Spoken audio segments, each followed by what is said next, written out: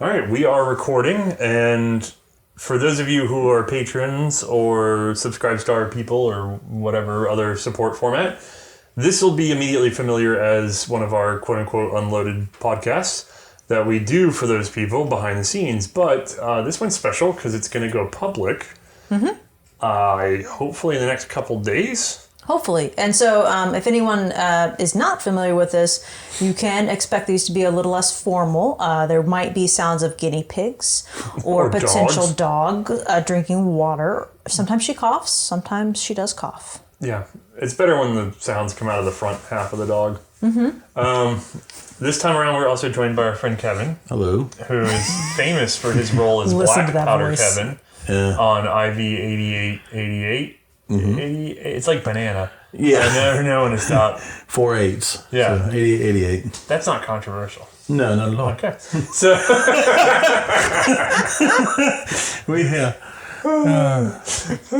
There's a number of emails. I hate you. Well, now I have to explain it. So now I have to adjust your audio levels because now you're excited and you lied to me when we were setting up. So hold on. Son of a gun. I get excited very easily. Yeah, I know. Okay, hold on. And I've leaned back. That probably changed things. No, that probably made it easier. Okay, you're all set. So that's the one we got to worry about. He's the wiggle puppet. Just to put it in the thing This is a YouTube channel called Iraq Veteran 8888. YouTube channel, Iraq Veteran 8888.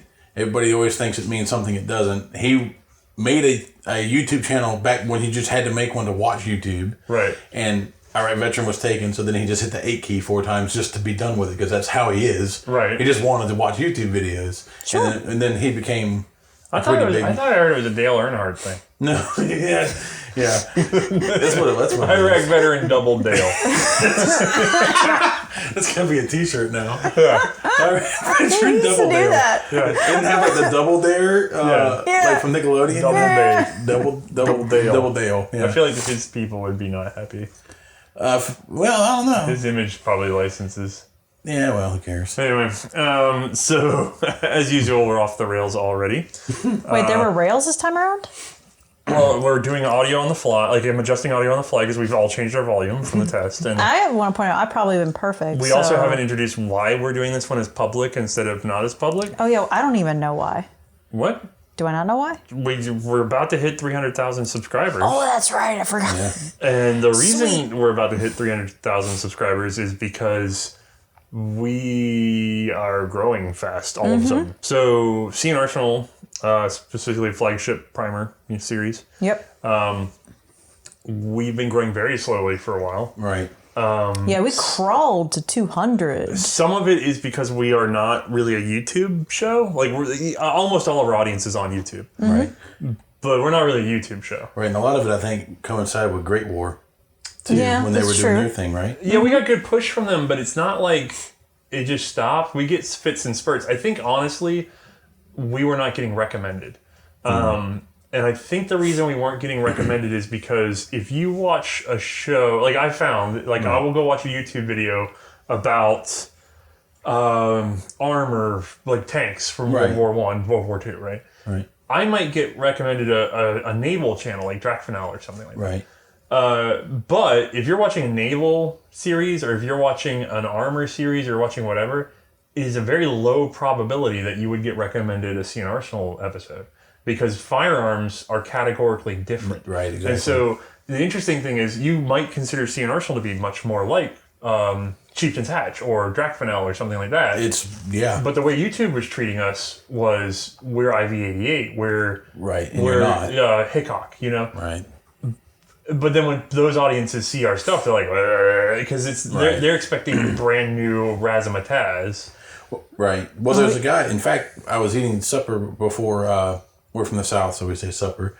I was eating supper at with my friends, and my friend knew I was coming out here. He doesn't watch YouTube or anything, but I was explaining it, and the guy that I hadn't met before was there eating with us at a restaurant. I said, "Yeah, the channel C&Rsenal." He goes, "Oh, C&Rsenal." And I was like, "You know him?" And he was like, "Yeah, I love their videos." And I said, "Oh, well, you ever heard?" I met them because of Iraq Veteran. He goes, "Who?" Yeah. And I was like, "What?" And because Eric's got over 2 million. It's a big, huge channel, right? And so then it was like he'd never even heard of him. And I was like, "Well, how do you know about them?" He goes, "Oh, the Great War." And I was like, "Oh, okay." Yeah, we got a lot of them, right? That's like chief of marketing for H&K Right. years ago when we had 20,000 subscribers or something. Right. Recognized me right off the Great War because that's what he was into. Right. So what we did is my printer gave me a suggestion of you really, really need to tell people to drive engagement at the beginning of the episode. Mm-hmm. And I know you think it's tacky, and I kind of do, but you have to. That's how it works. Right. Yeah. And so we did that, but I did it very matter-of-factly. Like, I was just like, hey, I have to do... Like, I didn't do the smash that like button. Right, it's not... Tickle What bell. do you think about this situation? Like, you really care what we think about this situation, big YouTube guy, and you don't. You just want people to comment. Right. Right. So I just was like, look, if you like this content and you want other people to see it, you have to engage with it because other people will see it. And we had some very sweet people go so far out of their ways to be like, I've never commented before, but I saw your new thing, and they were like, I just wanted to let you know I like your show, and I hope me just doing even this helps. Right. I've been getting a lot of that, and thank you if you're one of those people. It sincerely looks like it has helped. Now, I have one caveat, because I am a man of science. Science. Or at least a man of evidence. Right. Evidence. At the same time, roughly, two other things have happened. One was the pre-election push, in which I suspect a lot of content was not demonetized because they were trying to reach as many alt audiences as possible. I think we got, we're considered a right-wing audience because it's gun. Right. In their mind. I'm not saying that we have a right-wing audience. I know what you're saying, yeah. And so we got a lot of political ads. Well, everybody did. Right. Excuse me. And then at the same time, they started programming the back end where you self-report. So you tattle on yourself. And I noticed when this first came out, they demonetized all of our videos. Yeah. Wait, when is a this? massive is this push. This was a couple months ago. Okay. So they started this thing where it's like, you self-report, and then it decides whether or not you correctly self-reported.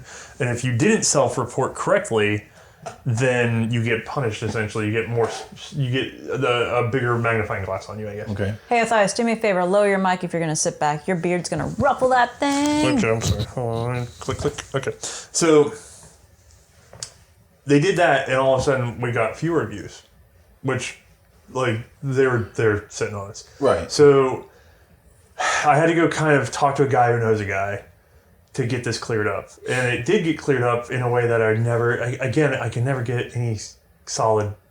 Nobody can. Right. No. My suspicion is the way this works is that it's essentially a call center. And they may be non-English speakers. They may be English. I don't know. But there's context that is lost.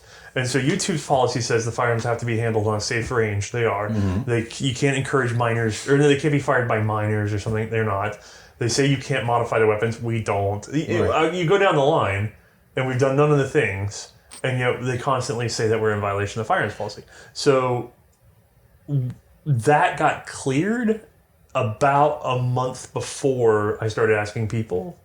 And I wonder if it's both those combined that helped, and then I wonder if the higher turnout of people on YouTube for election stuff helped.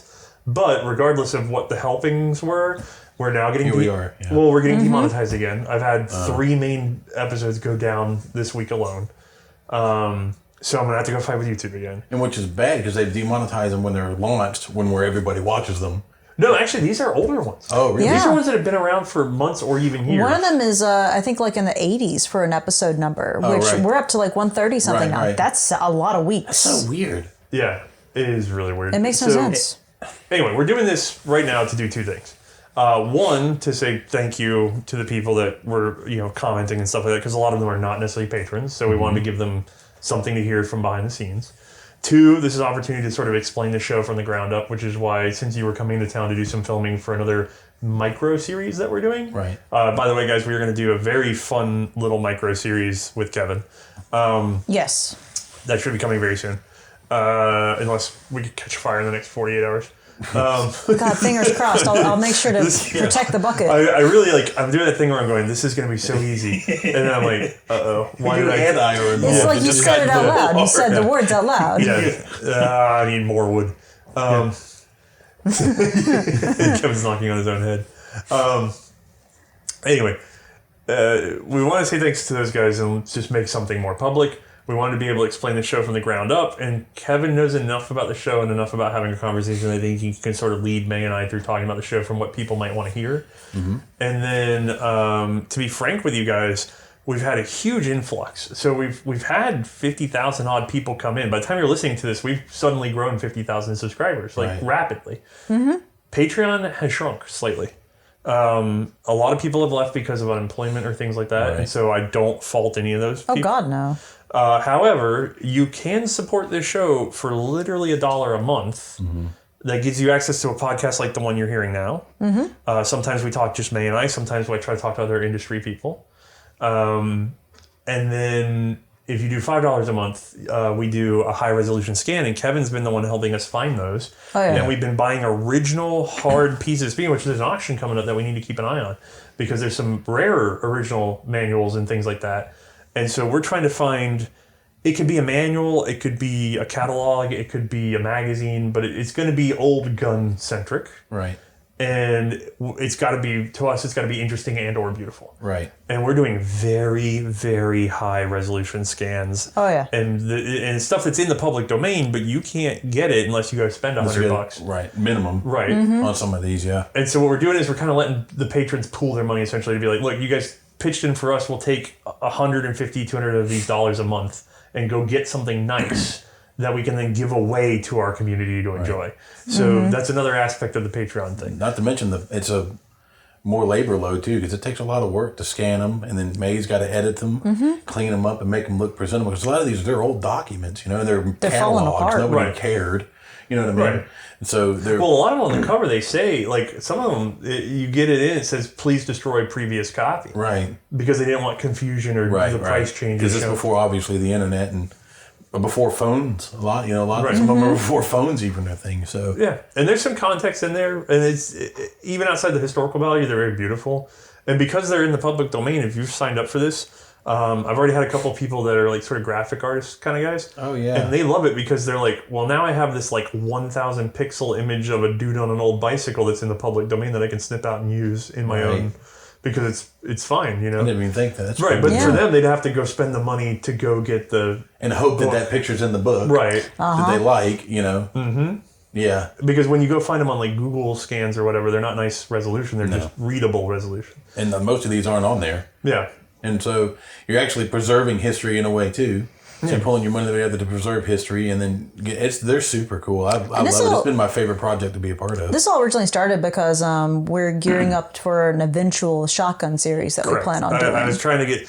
So I've had this comment before. Well, we should probably talk about that in a little bit. But the short answer is I've had the comment where people are like, well, commercial guns would be much easier. And I'm like, you would be surprised because businesses don't share their secrets and they don't always reward internally like the military does. And there's not a guy documenting it. Doesn't have to document it for commercial guns. Right. So, and they'll also do things like they'll sweep engineers' names under the rug so that this other guy can get credit because he's the advertising star. Right. So, it's interesting. It's like, no, this is a Winchester gun. This isn't this isn't made by this guy or that guy. It's made by Winchester. And so companies still do it today. Yeah. Right. Oh, yeah. Well, you and I have a friend that we know who produces guns for other companies. Right.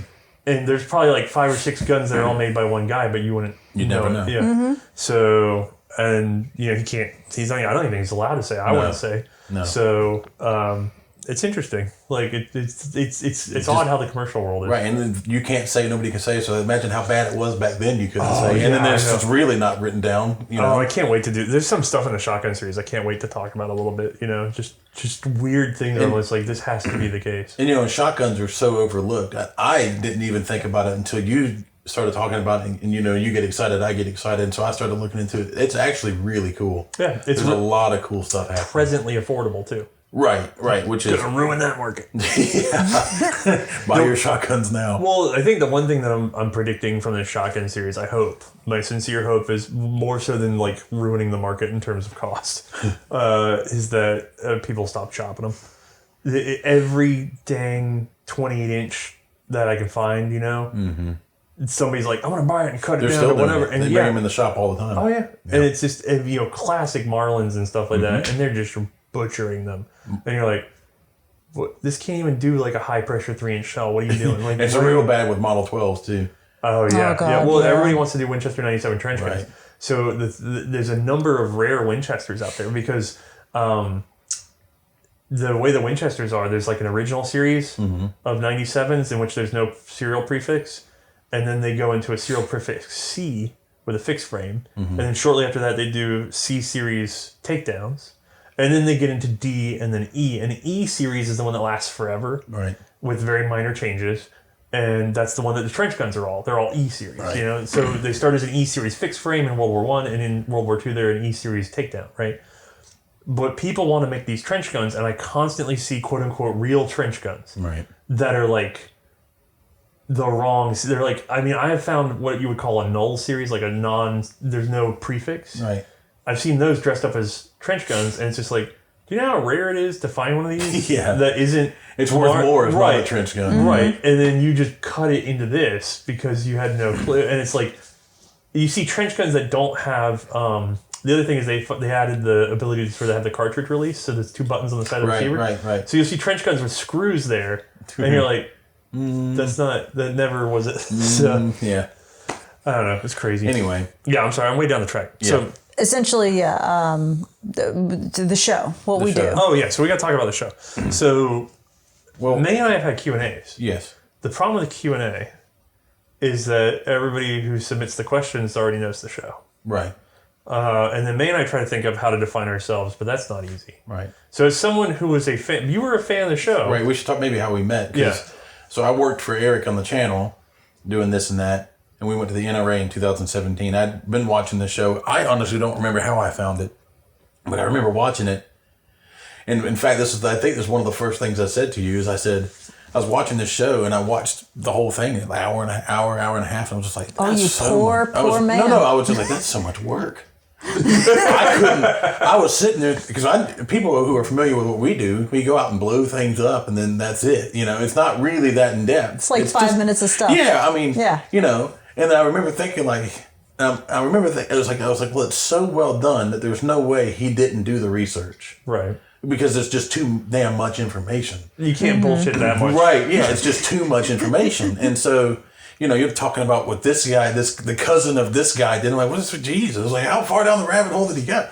And so we met at NRA, and I saw y'all from it. I think I actually recognized Bruno, because y'all had just released a video. If y'all haven't seen it, there's another behind-the-scenes video that's back then in 2017-ish of how much work it really does take. And that's pales in comparison to what it really does take. Right, that video is almost like, I watched that video and I went, It undersells it. Yeah, it really does. But it comes across, because it comes across on there, though, how hard it is to me, because you do gloss over a lot of it, but it's there. Right. And so I may have recognized Bruno and whatever at first. Then I saw you on, so I introduced myself and I said, oh, you know, with this YouTube channel, I think I may have said something like, you know, you ever heard of us? And you were like, well, yeah. You know, like, yeah, of course, yeah. And so at the time we didn't have, but maybe like 1,500,000 or something. Oh, it doesn't matter. My favorite part of this whole thing. Oh yeah, you only had 1,500,000. That's I remember what you said. said. Yeah. Yeah, I remember him saying that. I think we saw the Hickox. Yeah. And then you're like, oh, we're nothing because we only have 1,500,000. And like at the time, I think we had like 60,000. I wanted to say lower than that, but yeah. Yeah. Mm-hmm. And It I was wasn't just like, much. I was like, oh yeah, only 1,500,000. Yeah. And then I realized what I had done. I was like, oh yeah, hang on. Those poor bad. No, my favorite is so I bump into Kevin. And he's just like, oh, hey, man, I love the show, blah, blah, blah, blah. I was like, oh, yeah, cool. Where are you from? Blah, blah, Georgia, and blah, blah, blah. You know, we're talking for a second. I already like Kevin. I just know I don't know why. Sometimes I like people. Right. I like Kevin right away. It's like, well, I work with Eric and them over at IV8088. And I went, oh, okay, that's really cool. Yeah, I know about them. He's like, yeah, blah, blah. And then you did this thing, and I know you now. Right. You did the Shy Guy thing where you're like, okay, now he cares about that, right? Right. Which, yeah. And so then I'm just like, yeah, we should hang out and get a bite and blah, blah, blah, and yada, yada. And then, I get your phone number, and I spent the next, it was probably 6 months. it was probably 6 months. Yeah. I spent months of just like texting Kevin and checking on him and stuff. And he just like, every time I came away with the feeling that he's just like, yeah, he's looking to hook up about IV80. Right. And I don't remember. Was there ever a moment where it finally broke, where you were just like, "Oh no, he just likes me"? I don't remember. I don't remember. There may have been some kind of controversy happening, and then we spoke about it, and then either you gave me good advice or genuine advice or something, and I was like, oh, he maybe really cares. I don't remember if that's what it was, but it would have been something like that. But my job there was to network, essentially to network for Eric. Right. To get to be able to get things to you were in review. job because mode. he couldn't go with 1.5 when He you go can't out, move. Right, you go out on the floor Right. and everybody's trying to talk to you and you can't talk to Right. anybody. And as little as the videos I was in, I've maybe been in 5 videos.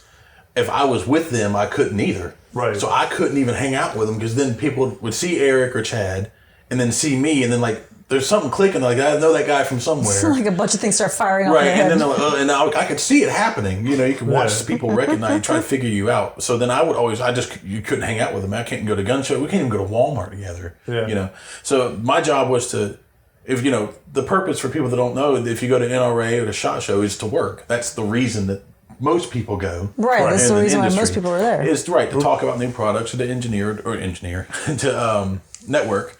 Anyway, that's what I would do. So in my defense, a lot of my relationships that I had with people was just to talk to Eric because that was what my job was. Mm-hmm. So I just thought you were being really sweet about it. No. Right. No. But now I know, yeah. And then I think one of my favorite moments is I was on the phone with you. I can't remember about what, but then someone else we mutually knew was in town with you and working with you for the first time ever. And I was like, oh, I follow him.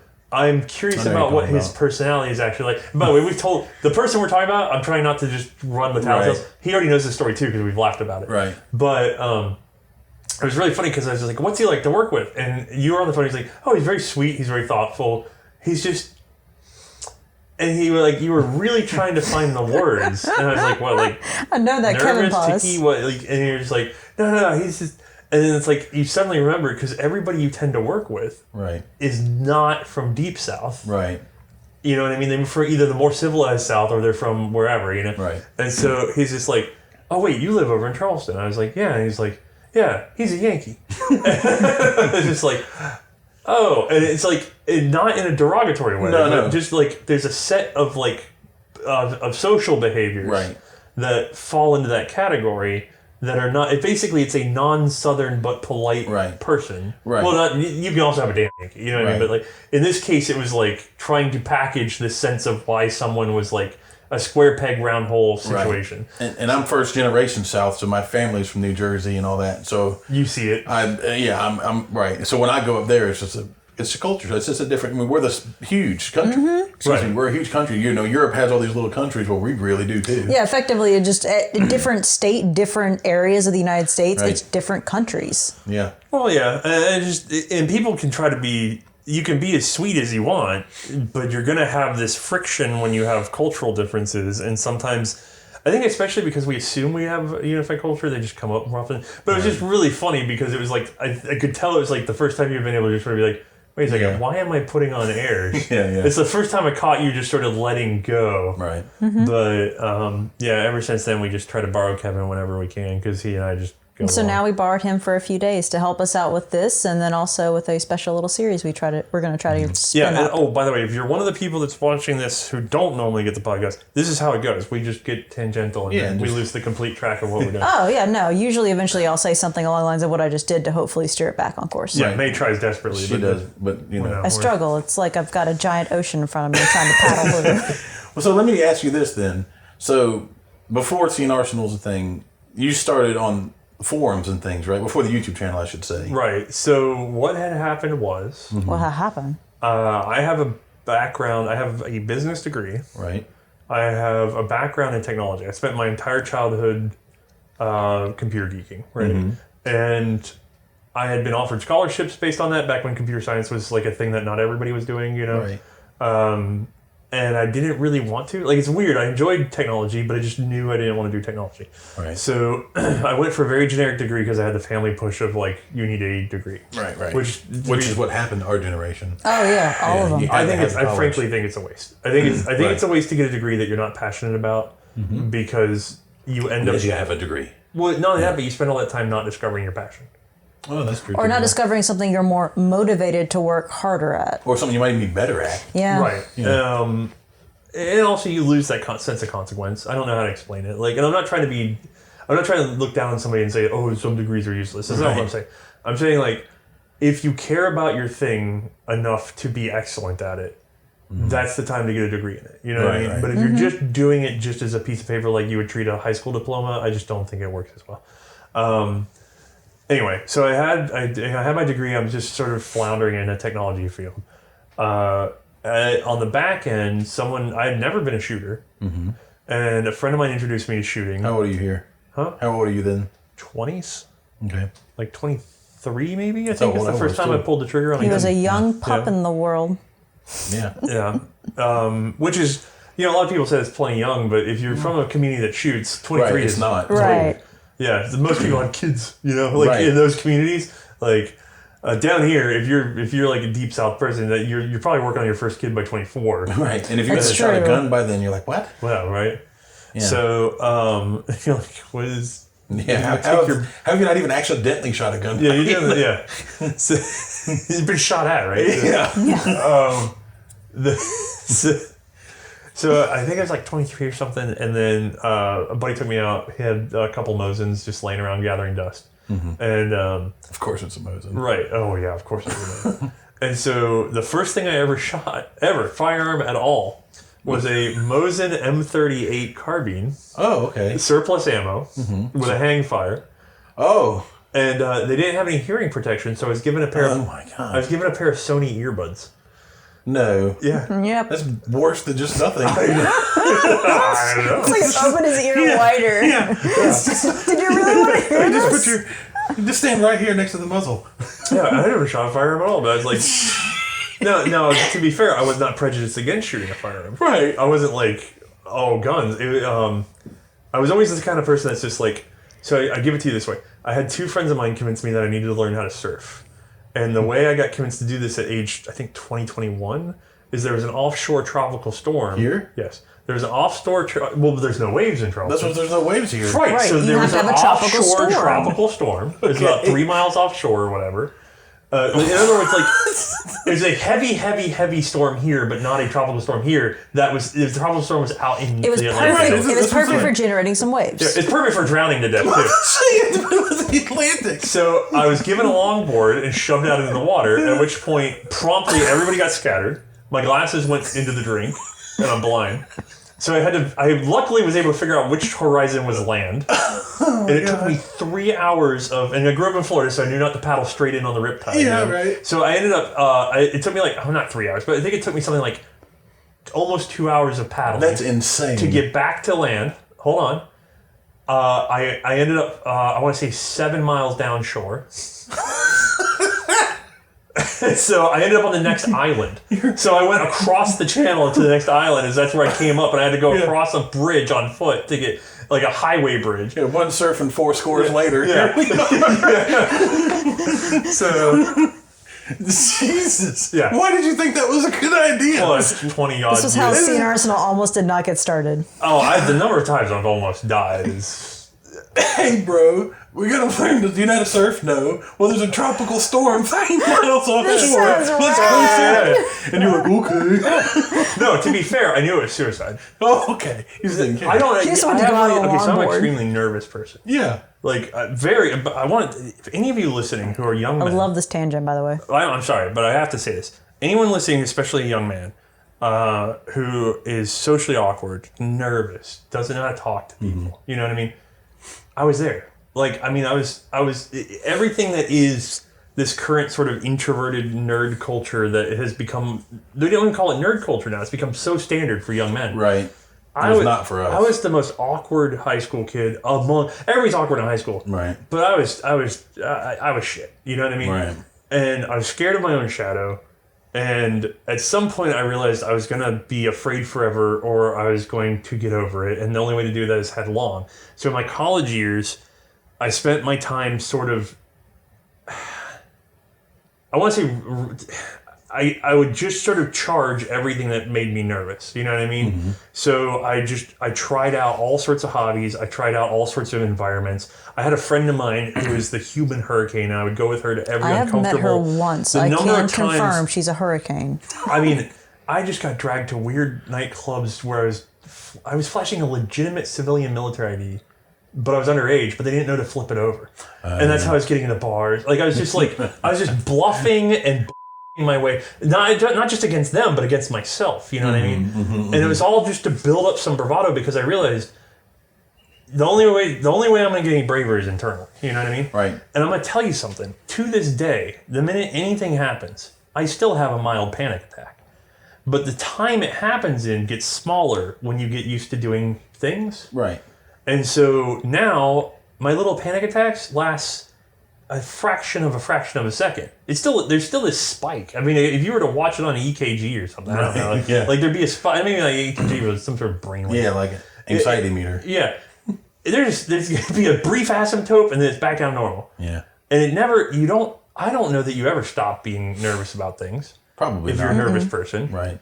But you got to learn to get over them fast. And so the thing is, with that stuff, it was just like, all right, this is the only time waves are going to be around. I know I'm a strong swimmer. Right. And then afterwards, I was like, never again.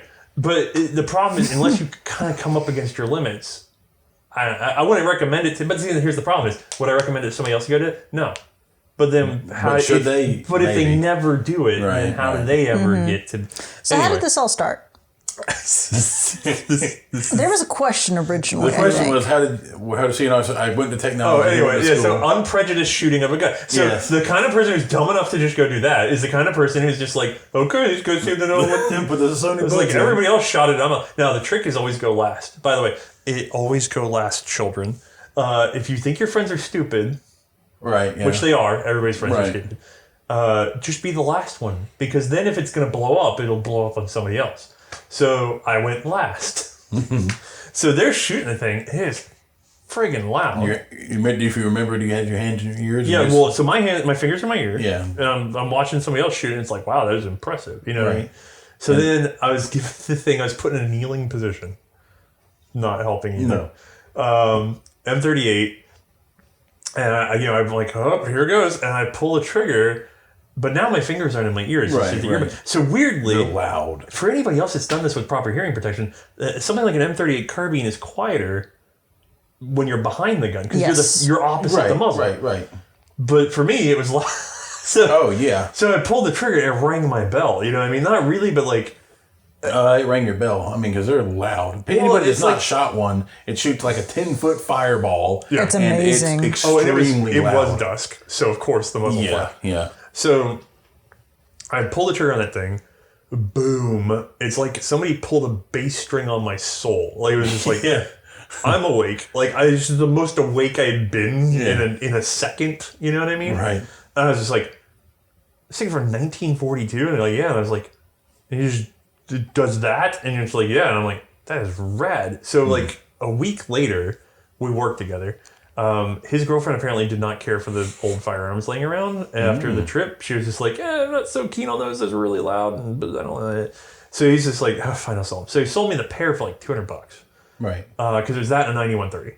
My roommate at the time had been out and he's like, I'll take the 9130. I was like, okay, fine. What do I do? I'm going to have one gun. Why would I ever need more than that? You know? Of course. So at the time, I'm sorry, this actually does make sense in the long run. At the time, Mosins were everywhere. They were affordable, and nobody knew anything about them. Because you'd go on 762x54r.net, and they would catalog all this stuff in terms of the identification traits. What year is this? Guess. Let's see here. It was pre-2012. Oh, no. It was like 2005 or 6, maybe? Okay, yeah, so nobody really does know then. Right. Yeah. I don't know if 762x54r.net was up. Anyway, it was a while ago. Right. But you could find it. So it's like I would find a book about like the Springfield 1903. There was a good book for that. Right. And you would read it, and they would talk about the development and what they did, and here's what the trials rifles look like. You know what I mean? Right. But for a Mosin, you can't find anything. No. As a matter of fact, the interesting thing is, as much as that Mosin drove me crazy, I never got a solid answer as to what the hell the story was with the Mosin Nagant until we did our episode. And our episode came out because the book that I finally was waiting for showed up only a few months before that episode. Yeah, I'd managed to find it in a misspelling, I think. Yeah. No. I meant... Oh, a different one? No. I was looking for those. There's a German language book, but even those weren't giving me the detail I wanted. So I'm sorry, I don't know that it's all in Cyrillic, so I don't know the author's name. I gotta go translate it. There's a Russian that came out with a book, and it's once you start reading these books, you get used to what smells of truth, because when they tell you a very linear story in arms development, they're lying, because there's no linear story. There's always pride. There's always politics. There's always bullshit. And so when this book came out and it's just like, well, Nagant did this, but Mosin was this, and then they tried to gyp Nagant on the bill, but then Nagant got them because they went to France where he could cover his ass. And you're like, this is real. You know what I mean? Right. Like, I can't prove it because I'm not in Russia to read all the documents. Right. But boy, does it smell more truthful than anything I've read before. Right. I'm finally happy. But that was, you think about it, that's over a decade later. Right. In trying to understand the Mosin, I realized what's not out there. And then I started caring about other guns because it's just like, well, what else is around? And I think like Call of Duty World at War was out at the time. Okay. And I was just like, oh, I'm going to look up these guns, just to figure it out. But video games is a gateway. Sorry. Yeah, it is. In terms of not in terms of killing people, but in terms of understanding something and caring enough about it to look it up. Yeah, sure. Because being able to interact with an object is what drives you to understand more about it. Right. So while that's all going on, I am hanging out with Mae, who you grew up shooting. Yeah, well, my it wasn't unusual for our family for anyone to know how to shoot. It was actually expected that you knew how to shoot at a young age. My father taught me. I think when I was 5, I shot a shotgun for the first time, and then you're used to you go over to so and so's family house. There's a bunch of kids there. Oh, give them all the little plinker toys and let them shoot cans off the porch. That was pretty standard. Growing up. And then when I was older, like middle school, he took me hunting, taught me some basic skill there, mostly quail and pheasant. So I knew about mostly shotguns. Right. That was about it, though. But not really about... It's not like you were a collector of firearms that you had a daily whatever. It was just, it was background radiation. It's just like knowing how to change the oil in your car. Yeah, basically. It was just a general tool that I knew how to use. I got a post hole digger. Right. I don't collect them, and I don't study how to do them best. If I want to hunt pheasants, I have to have this tool. Right. If I need to make a hole that's roughly cylindrical, I go get the post hole digger. And the mailbox got knocked over. Okay, get the post hole digger out. So that did happen. So anyway, I started. Mae really isn't in the story for a while because So I hung out with 2 photographers at a time. So I start wanting to catalog. So I start asking them how to photograph stuff because I'm like, I want to photograph stuff nicely. This stuff is really cool to me. I want to put it on a pedestal. And they try to help me build a light box. And on their advice, I build this light box. It is still the C&Rsenal light box. It's been however many years. And it's still terrible. Because they were like, well, you got to backlight it and you got to do all this other, and it looked awful. And I had to reconfigure the whole thing. And it has unnecessary bits in it. Because I don't need the backlight. I need to overlight it and just do the editing in Photoshop. Thank you. I love them. Well, I killed them. So I started doing photography, which is interesting because I look back on it as terrible photography. Oh yeah. But that's because our quality's come up so much. But at the time, nobody was taking. Cell phones weren't even necessarily some cell phones were taking pictures, but they weren't great. I think I had a BlackBerry Curve that could take some okay pictures back in the day. Right, and I'm on earlier Reddit before it got all censory. Right, and I'm just talking, and so I go to this. There's what is it? Surplus Rifle Forum. There's the gun boards, and every time you go in there. There's a lot of knowledge. There's also a lot of puffery. Right, you learn how to filter it. Yeah. And then there's a lot of attitude. Because it's really just essentially a lot of it became a dick measuring contest. Because it was like, well, I have this and you... collectors do that. Right. That's a lot of them do that. And may not even realize it. Yeah, I don't think they mean anything. Right. But it happens. Yeah, my Luger is more rare than your Luger. Right. Yeah. You see a lot in Colt Winchester guys. They get real. Oh yeah. So it's an older generation's version of it too. It's this sort of hierarchical collecting. Right. So useful communities, ones that I participated in, but not necessarily friendly ones sometimes. And also because it is such a narrow focused community. It can be hard to get new blood in there, Right. And so what I did is I had this weird idea where I was just like, what if I just go to Reddit, our guns, and talk about old guns? Because everything on there was brand new whatever. You know what I mean? That was the new wave tactical this whatever. This is 05? 06? No, this had to be 2010 and maybe. Maybe? Somewhere in there. Yeah, 2010, 2012, somewhere in that range. Okay. Yeah, because in the meantime, I'm working a normal job. You know what I mean? I'm working in technology field and doing this on the side. Right. So I collect a few guns. I start taking photos of a few guns. Then I start doing my own research. The books are expensive. The information is hard to sift through. And so I start making notes to myself because I can't keep track of it all. Mm-hmm. So since I'm making notes to myself and I'm taking photos, I go, well, I'll just go share them on the Reddit, guys. And so I would go over Reddit and I'd be like, this is one of these. It's like this, blah, blah, blah, blah, blah. And people would be like, oh, that's really cool. It's just like this. And I'd be like, no. And this thing would happen where, and now I'm seeing it in the shotgun series especially, I'll show a picture of a shotgun. And they'll be like, like the Ithaca 37. I've had people suggest that the Remington Model 10 from 1908 is based off of the Ithaca Model 37 from 1937. Right, from 1937. Which is based on a gun from 1919. And so you're like, nope. Yeah. And you're like, mechanically, and it's like, no, they're it's this other way around. They're like, okay, but they're the same thing internally. And you're like, no, they have a single ejection port, like right. But mechanically, no, very different. And they're just like, what's going to pump in a hole? Yeah. And you're like, and so, but that's what's happening now. Back then, the same thing was happening with bolt actions, let's say. And so I'd be like, oh no, everything's a Mauser. They have a different, yes. Oh, everything's a back Mauser. then, if you had a Schlegel milk style gun, nowadays, it was back then you were highbrow if you recognized that a Steyr Mannlicher style gun was a Mannlicher and not a Mauser. Right. And then that caused confusion because you have the Mannlicher straight pulls that are actually designed by Ferdinand Mannlicher. Right. Then you have essentially the Gewehr 88 being produced at Steyr, which would be called a Mannlicher, but that's a branded name. It's not actually an inventor's name. You'd more properly call it a Schlegel milk. You know what I mean? And even that's really condensing. Right. And so you're putting all this on Reddit. Right. So I'm putting this stuff. I'm like, well, no, that's not a Mauser. This is a thing. Right. And the interesting thing is by being courteous and open and just sort of sharing this stuff and talking to people about what they had, I got kind of popular. Like I became like a little mini, not celebrity, but like a respected member of that community. You know what I mean? It's like, you should ask Othais. Right. And so from there, I was just like, I'm doing this. I'm going to do my little website. So I did my little C&Rsenal website. And then it started getting traffic because I do these little articles and people wanted to reference them. I would get questions. I didn't realize the website was before the channel. Yeah, so, because I was doing stuff on Reddit, I started doing articles that I could then link to and just be like, okay. And then have your own, right. Well, it's not even that. It's because you can only punch so much into Reddit. That's what I'm saying. You'd have your own articles. Right. And then also, Reddit had terrible SEO back then. Mm-hmm. And it was hard for the old guys to figure out. And some of the old guys wanted to read this stuff. And so I was like, no, just put it on a website. So I made a fancy little website. And it was doing well. So then... And you had called it C&Rsenal, so you'd had that name... Right.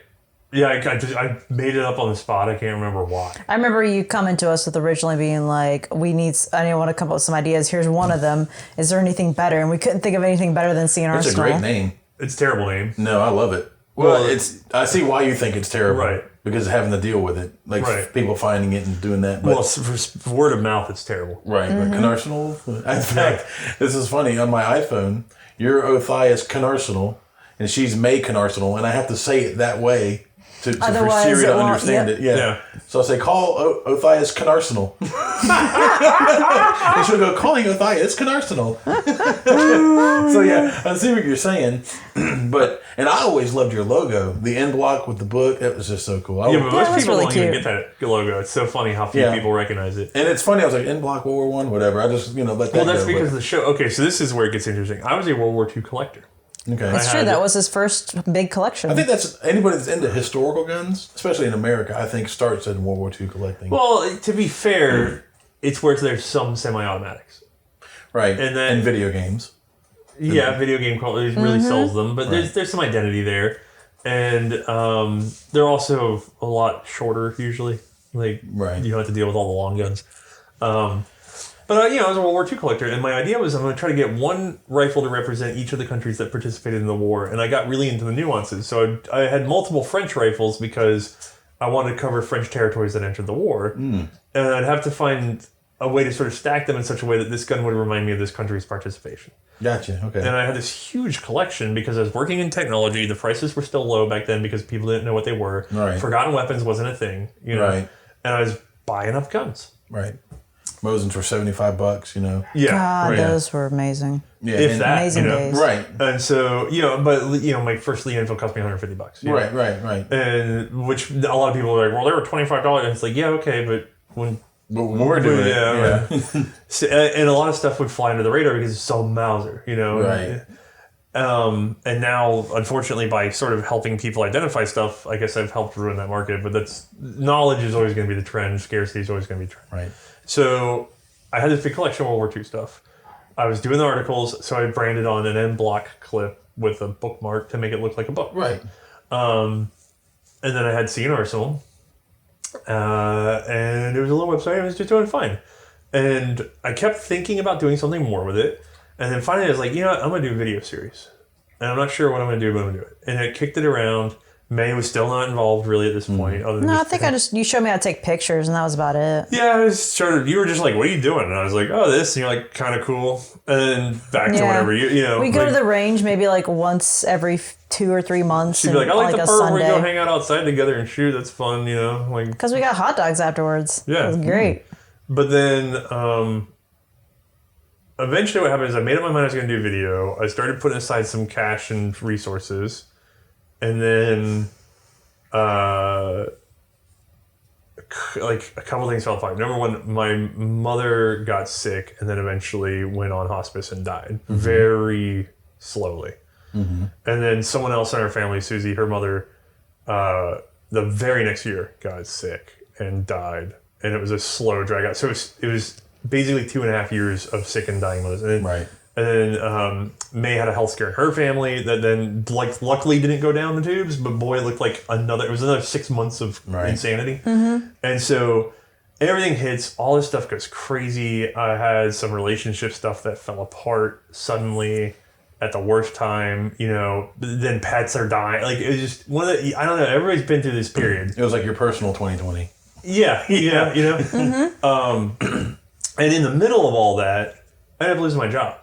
And the interesting thing is, it's like, I don't want to get too deep into it, but it was one of those things where the irony is so great. I was running out of time and I was performing kind of poorly, don't get me wrong. But it was one of those things where it's like, hey, we need you to step up because we can't do this. And I was like, yeah, you're right. And so what I did was the very next week, I was like, we got this problem in this other country. I'm going to get in here at 3 a.m. to get on with them to get this shit fixed. And then I'll take lunch at about 8 a.m. and then I'll work a normal shift and just burn myself. You know what I mean? Like I was going full burn to get this problem fixed. Because it was just sticking, right? So my manager, who did not pay attention very much at that time, saw me go at 8 a.m. She saw me. I was supposed to, quote unquote, be there at 7 or something, right? Well, I had been, but she hadn't. I had gone out. A buddy of mine texted me that he was there. He wanted to show me something in the parking lot. So I went out at like 8 a.m. and saw him and came back in with him. So I'm coming in the door at 8 a.m. So she sees me come in and sit down at 8 a.m. and start doing something. And she's like she just kind of looks at me. I was like, and then next thing I know, I'm being fired. You know what I mean? And I was just like, oh, wait, why? And they're just like, well, because you came in late. And I was like, I've been here since 3 a.m. At which point HR was going, wait, what? So then it became a whole thing. And I was out of there because I was just like, I'm not doing that. Like you're dogging me bad enough that you can't be like, are you an hour late versus have you been here for 5 hours fixing a problem? And yeah, it was bad. It was just time to go. Yeah, I was just like, and people were dying and I was like, you know what? I got savings and I was going to deal with people dying. So I took that time to do family stuff. And then before I could really get my feet under me, more family stuff. And so I was sitting there going, am I really going to go back to a regular friggin' job? So I started doing a little part-time and frankly, mostly just burning savings and some, honestly, life insurance money. And then when that ran out, we had managed to get enough going, just to talk about the finances part of it. We managed to get enough going at that point that we were sort of at the break-even point, but I still had to burn a little coal. So I ended up liquidating about half of my collection. And this is 2015? I don't know, the first 2 years of C&Rsenal, essentially. So 2013, 2014. The video series started, the first video dropped in 2014 in June. Yeah, so the final Hail Mary, because I came into YouTube late, so there's very late YouTube money. Patreon was brand new. I have an email that I need to frame from my friend Ian, who has a similar but not nearly as cool old gun show that you've never heard of, probably. Yeah. Mm-hmm. So I have this email from Ian where we had signed up for Patreon because I was trying to Hail Mary the show into existence in terms of financing itself. We were selling prints early on. Because YouTube, we came in with this promise of CPM and it never came out. Like there's supposed to be this thing of like you get money from YouTube. Right. Never happened from it. No. And then...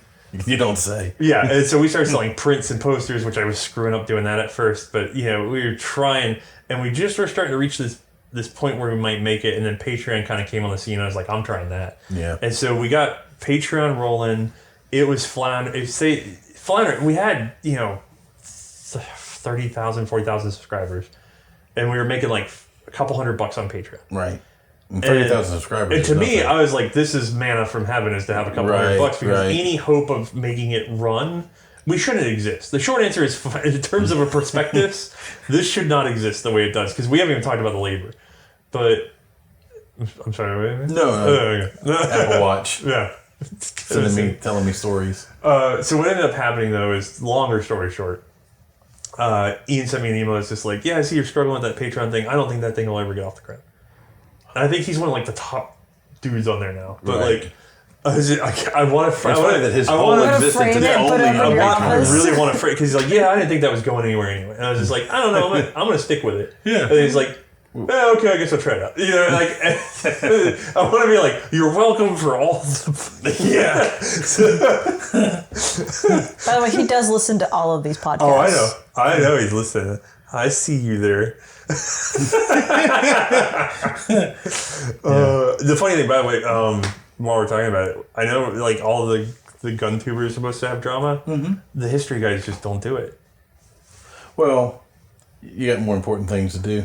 I don't know if it's that. I think it's because we have a common goal of whatever the truth is of you have this more thing. important things to do. Because there's some guys that we know that are, frankly, not creators, not content creators. Because if you're a content creator in our group, you tend to be the kind of guy that gathers knowledge and then shares it. Right. So you're probably not an asshole. We'd also rather be able to collaborate with each other. And any of them that try to kick up dirt at each other, they're not going to be fit for the community. Nobody because wants it's all that. You about gotta go to sharing. the museums and stuff. Nobody wants that drama. Right, and with historical stuff, it's real easy to be like, well, this is the way it is here.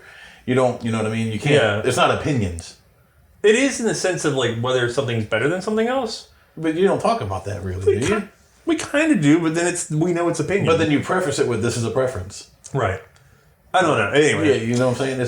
It's much less caustic. Now, in terms of the research side of it and some of the collectors, they can be very toxic. Because there's a lot of people out there, and I've said this before, I have to be careful. I cannot, people are like, hey, what's the list for all the shotguns you're looking for? Mm-hmm. Can't give it to you.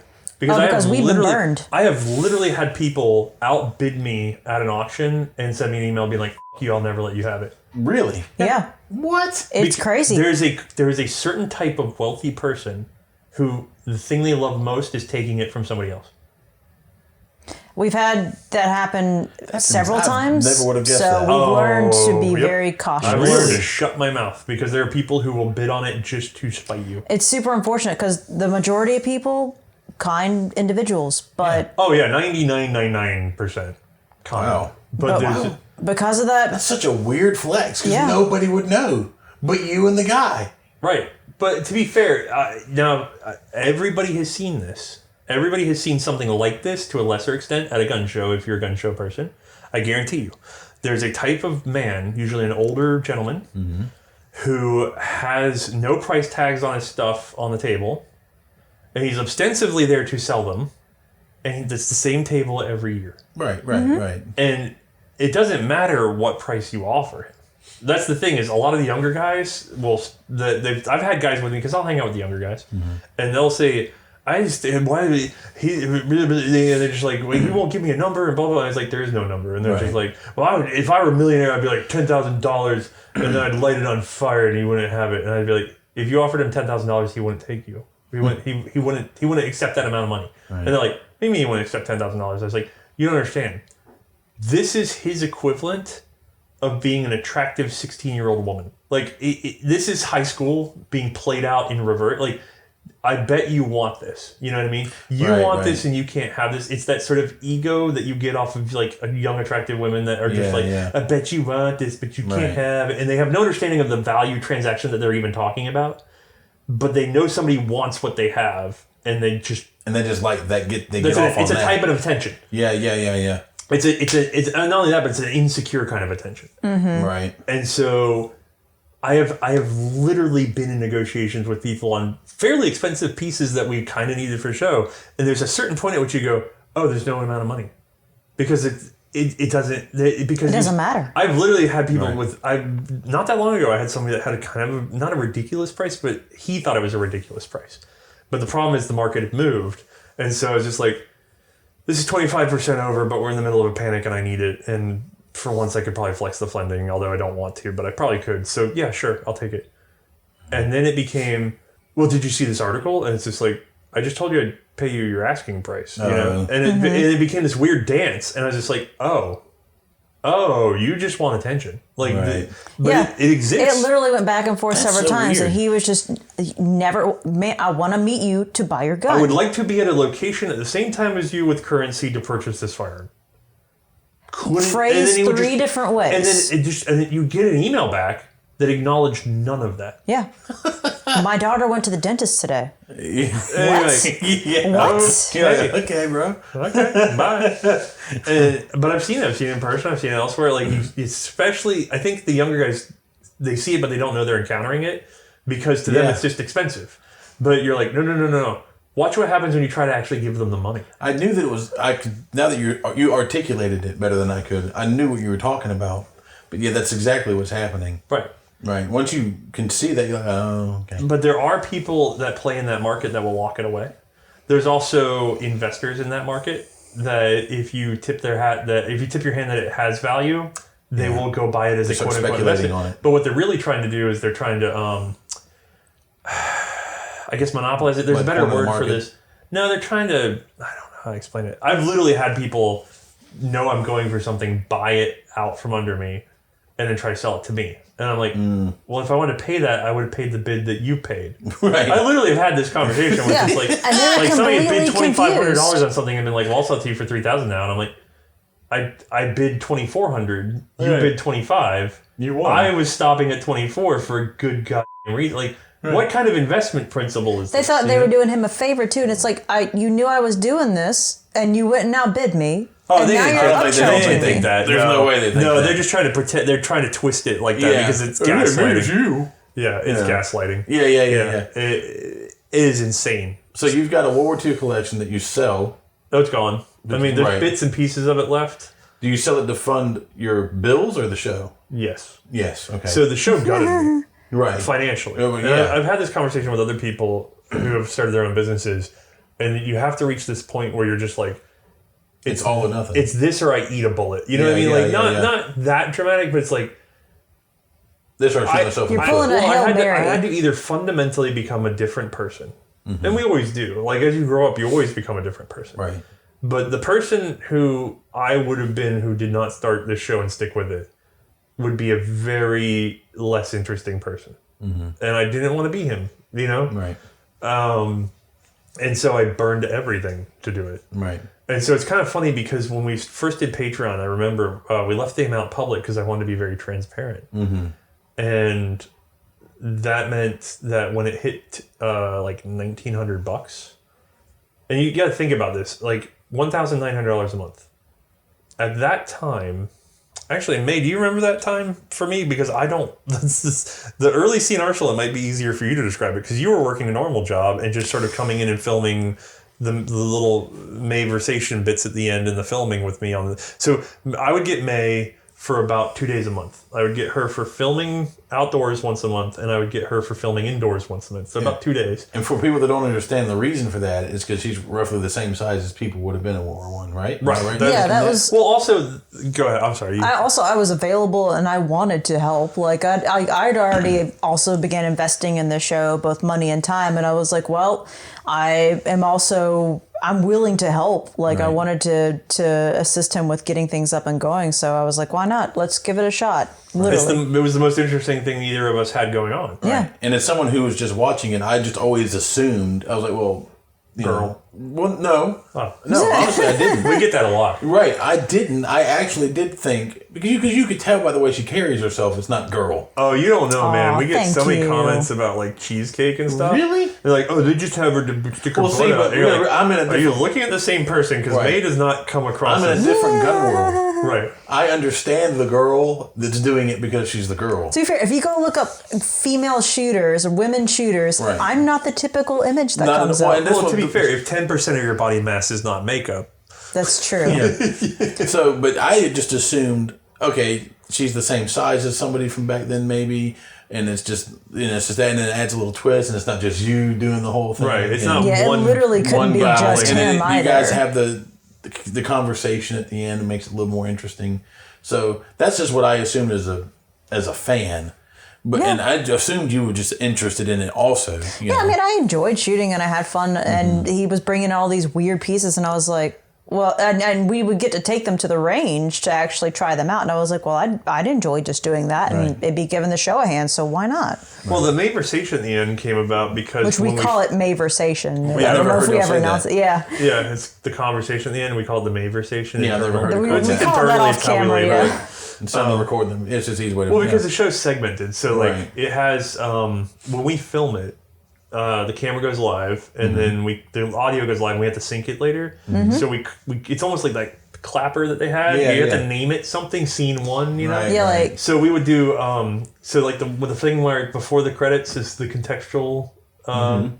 context history. Yeah, context. We would just call it context now. Yeah. So I'll just be like, context episode whatever, and I'll just read the thing a few times, kill it, and then I'll be like, all right, intro, blah, blah, blah. And it used to be intro 1 and 2 because we didn't have a teleprompter. And so now it's just intro, and it's one whole thing. And then I kill that, and then... Development. We do the development history. So it literally dev 1, and I go until I run out of whatever steam, and then we cut it, and I go dev 2, and I go until I run out of steam. And so that way everything... Now, before the teleprompter, we'd have like dev 30, because the problem is before the teleprompter, I don't know why it took me so long to do this, I would have a laptop or tablet or something next to me, and I'd have my script notes, You'd read it and then go to it. and I'd have to Yeah. sit there and read, and I could only sort of keep about maybe 4 minutes in my head because I had to get it all right. It's figures. I'm terrible with numbers. The whole point of the show is that I was writing Yep. this down because I'm terrible at remembering. Yeah. And I feel so bad because I meet people in public and I'm like, hey, I've got the Steyr and it's got these markers. I'm like, oh my God, you should watch that fat guy's videos because I love him. He's the only one that remembers. Me on tape is who remembers for me real. Yeah. Yeah. So, Oh my God. But Anyway. yeah, it took us, it wasn't until like episode 90 something that we got the teleprompter. So all before that, it's him just desperately we trying went- to remember just- 4 minutes of it went- context in his head. It went from like 5 hours to film an hour to like an hour and 20 minutes to film an hour. Like, it was just like it is amazing. It's that, night that and doesn't day. count cameras. So that's a whole. So hold on, let's talk about this separately. Okay. You, Me. Hello. what was it like for me when it was just me? When it was just him, just trying to pump out an episode every 2 weeks. And this is these extensive episodes, you know, a lot of research, a lot of scripting to make sure it's all structured so that it makes sense. It's got a flow to it, right? You would basically work every day of the week, and you pretty much almost always had to pick a night that you weren't really sleeping Right. So I in would- order to actually be able to push it out. The episodes are really tiny back then. How many hours a week you think? If you had to put it Oh on no, the- that's not how it works. Okay, because you might as well just you do it the other way around. You do 8 hours of sleep. Well, 7 hours of sleep for 6 nights, and that's how much time I wasn't working Pretty much. for the first while. And Now, granted, the first few episodes were shorter, but you were having to do a different form of research, I want to say, because we didn't have as many books in back so then. we didn't have Say that again. 7 hours a week? Of Not sleep. a day. Oh, no, a day. 7 hours of sleep for 6 nights was the time I was not working. So one everything night, else is work. effectively, yeah, he was Not a full basically night's working sleep nonstop. for 6 nights a week. Because that was his job now. That was what he Right, did. right. And the problem with it is because I didn't have the... So this is the other thing is people talk about when you're going to do World War II, and it's like, building up context is huge because I had to get the whole reason we did World War I, because I think I skipped a step here. We did. I was going to ask you actually. Yeah. It's 100, by the way, just to put a number on it, it's 161 hours a week. Okay, no. Like, granted, he would go out to lunch and things like that. Take a half-hour poop or something. Okay, but 120 hours a week. Easily. It was crazy like that. Easily 100 plus hours a week. Easy. He was basically burning the candles at both end work-wise. And there were periods of time that he literally wasn't a functioning person as a result. We're getting too far down the road. Why did this happen? Is the bigger thing. Right. So what had happened was I was going to do a video series, right? I knew I wanted to do animations in them, so I figured out how to 2D animate. Okay? I couldn't figure out 3D animation because I was going to, but then we got an opportunity, which is that the Great War contacted us about having image use for their show. And I said, I could do you one better. I'm getting ready to start a video series. Why don't I track along with you to do World War I? I was going to do World War II or anything else. I was going to do anything, right?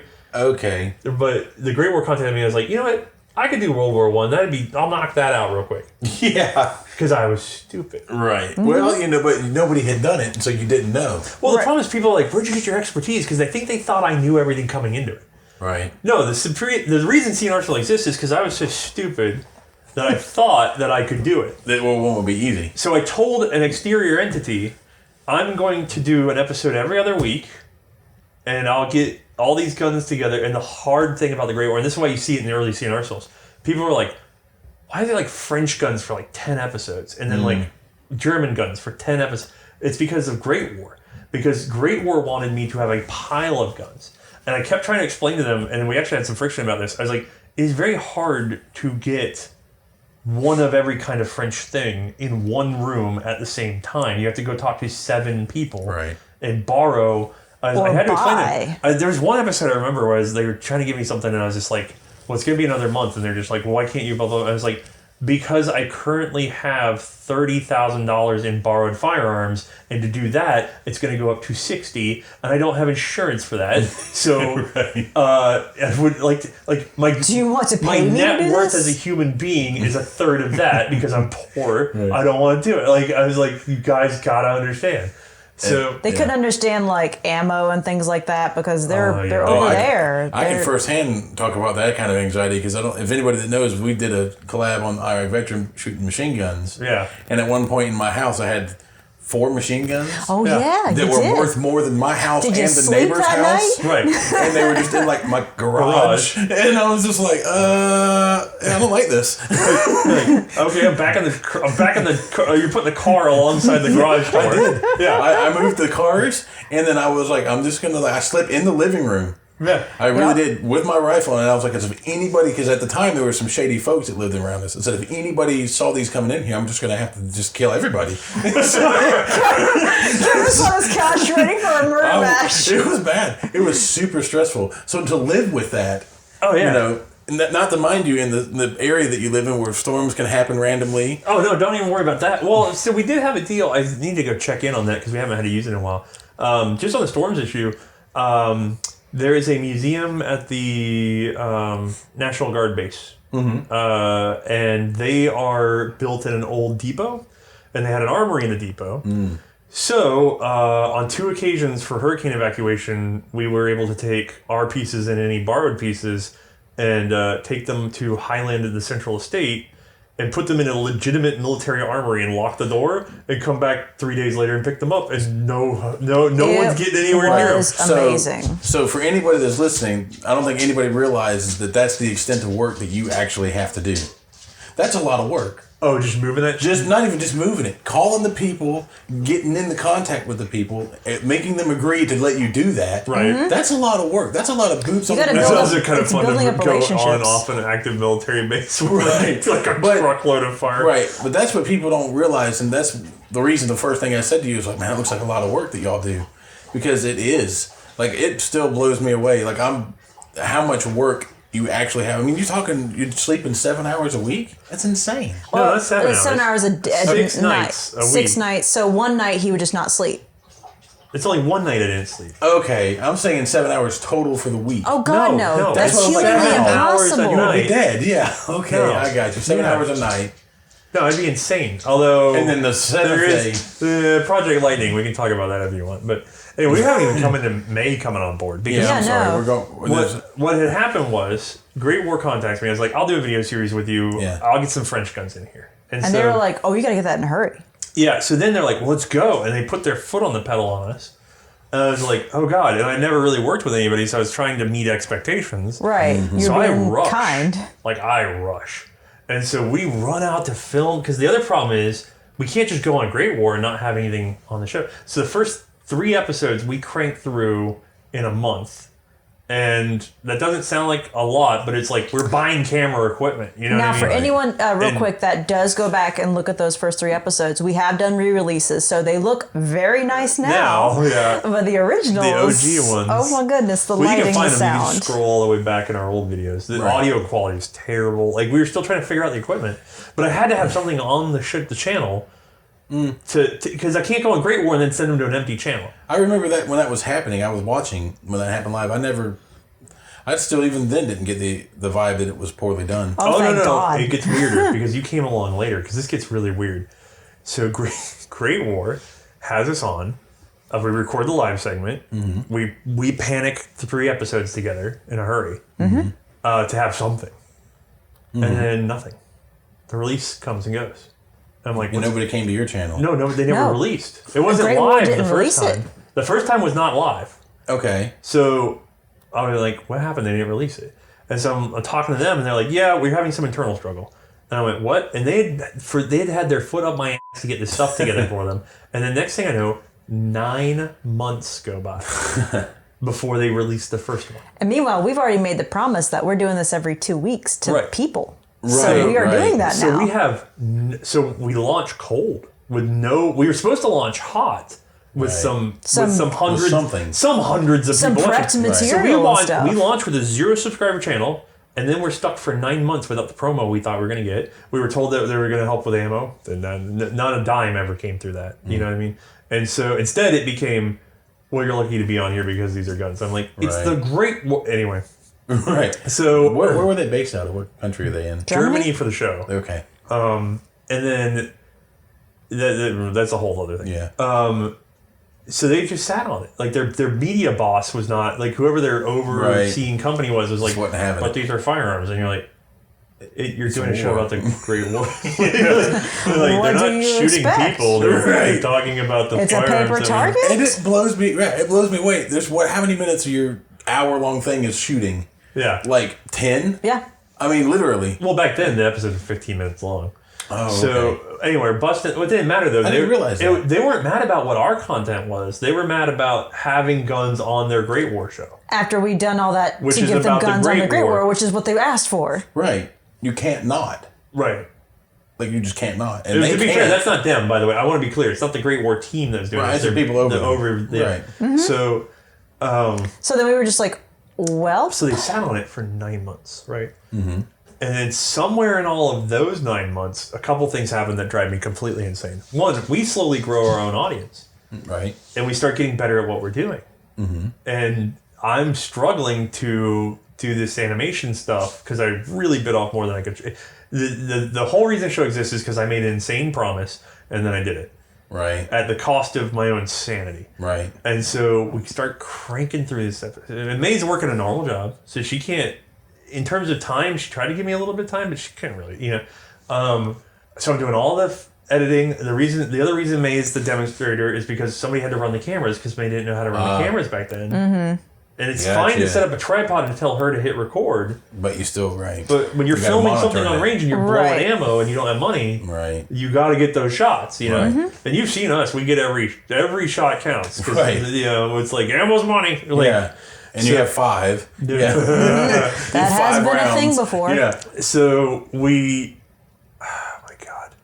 So we just bootstrapped that crap into existence. And so I just want to say, the animations alone were taking me 20, 30 hours because they're 2D animated. And I had to disassemble the gun, photograph every part, scale the parts, get them into 2D, and then start If they rotated, manually take pictures of the angles.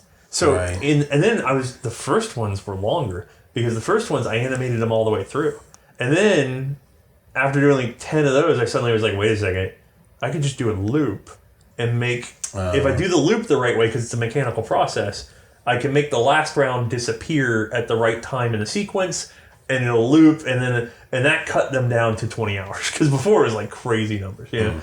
And then the funny thing is, this comes back around because years later when we hired Bruno now, because we finally had patrons. By the way, patrons gave us enough consistent funding, because YouTube will not. Right. Patrons gave us enough consistent funding to hire an animator. My life has been so like between that and May, I have one now at all. Well, between that and May, I only work about 60 hours a week now. Right. So, which tells you something right there. So, the interesting thing is, I'm very proud of this. We hire an animator. He's an educated animator. Like, he's trained on this. Comes in, he gets through 3 animations, and then says something to me about whatever, and I went, wait a second, you're not looping them? And he's like, what do you mean? So I show him my process in 2D, and he goes, oh my God. And so now he does that, and it's been like, and he's just like, why did I not think of it? I was like, because you weren't desperate enough. You hadn't reached the desperation level that I had been in. So that's my one point of pride, is that I developed on my own. Because nobody taught. I'm sure somebody else does this. Right. Nobody showed me, though. You just figured it out. I'm not thinking I invented this, but I'm very proud of discovering it. Right. So I was doing the animations. I wasn't sleeping. I forget where I'm going with the story now. You were just telling about C&Rsenal, I guess. Yeah, well, it took... How many years did it take to get you... 3? So I think Bruno was several years in. I think he was 2017. No, I guess he was 2016. Because we didn't even get you full-time until after Bruno, right? Yeah, is that right? Yeah, I wasn't full-time until That's right, I remember that now. 2019. So yeah, because we were actually talking friends by that point. No, 2018. I remember that now. The late fall, it was like November, December of 2018 is when I started full-time. Like, granted, I needed to do some basic editing. I was well-trained on photography. I could handle the cameras. That was about it. That was all I was really helping with before that. It's really weird to sit here and remember this because it's a blur. I know for you it's a blur. Is like, I guess it's so weird to think that the first few years for you were years. Yeah. Because the time was gone. So, you know, my mother was like the last sort of linchpin in my family. I've got siblings that I talk to, and actually I've seen them more this year than I have in many years. That's true. But my family was closer and it blew apart. You know what I mean? And Sue's had a hard time, you know, May's had some hard times, and I was just at that point where I didn't want to. Like, I don't know how to explain it. I don't know if you've ever reached a point where you think there's no way tomorrow can be better than yesterday. You know what I'm talking about? Like, if you're in a position where the next, you know, a month from now seems like it's going to be guaranteed to be than last month, or 5 years from now is going to be than 5 years ago at all levels. That's how I felt. Like, I was just like, I don't even want anything. You know? You know, it's depression. Right, it's what it is. And I couldn't do it. I guess I was allergic to it because it was just like, no, and I was just like, anything, just pure work burn to keep it from sinking in. And so I kind of went into a fugue. Like, it was just like, I'm doing this, and it was. May I'll tell you, it was an obsession. Pretty much. But it's the only way he was able to accomplish it. It would have been the only way it would have happened. Yeah, it was a multi-year manic obsession. I would have gave up. There was no way I would have done it. Yeah. There's no way. I don't have the willpower. It's not recommended to anyone to especially necessarily do that. If I had children, I would have been a terrible parent. You know what I mean? Because there's no way. I became, everything turned out. I was terrible. I mean, I'm surprised the girls didn't kill me. Like, because I mean, I was just like, work. And like, I lost all my friends. All of them. Right. All of them gone. No friends, you know? And then just because you didn't have time to hang out. But as I started getting my feet under me, and I started having, you know, before hiring anybody, it did get to the point where I had about 5 hours a week of not work, not sleep, which sounds insane, but that was pleasant at that time. You know what I mean? Because it's like, oh my God, I can do something other than work and sleep for 5 hours. on a Saturday, and then you'd walk around the Tanger Mall or something, and you were like, this was nice. It's funny, I got a Tanger right near me too. Yeah. It just tripped me out for a second. I was like, what? Oh, yeah, I saw it on the way up here. I was like, whoa, I was on the phone. I was like, they got a Tanger. It was weird to look around and sort of see how things are, because in the meantime, you know, I mean, you're just here. Yeah, you know, so. And, you know, bless the people that stuck with me for letting me do that much for those, 3 years about Critical, really. And then it started to clean up. And it's still, to this day, I can't remember them as being distinct years. Like, there's no way you could get me to remember one Christmas versus another in those 3 years. Like, this, because it was just insanity. So we may need to take a pause. I believe the dog has to use the restroom. Oh, we have to let the dog out. That's fine. We'll let the equipment cool down for 1 second, then we'll keep going. All right, the dog has unwatered. And so have I. Yeah, we all have. We took turns. All right, where were we at here? So let's say you're going crazy, right? You're finally getting the funding that you need because it's expensive. The books are $500 sometimes. Oh, and my God. By the way, I helped set up part of the website where you cite books in the show. And then Amazon took that away from us the minute we got it set up. Yeah, I know. Anyway, you cite books in the show.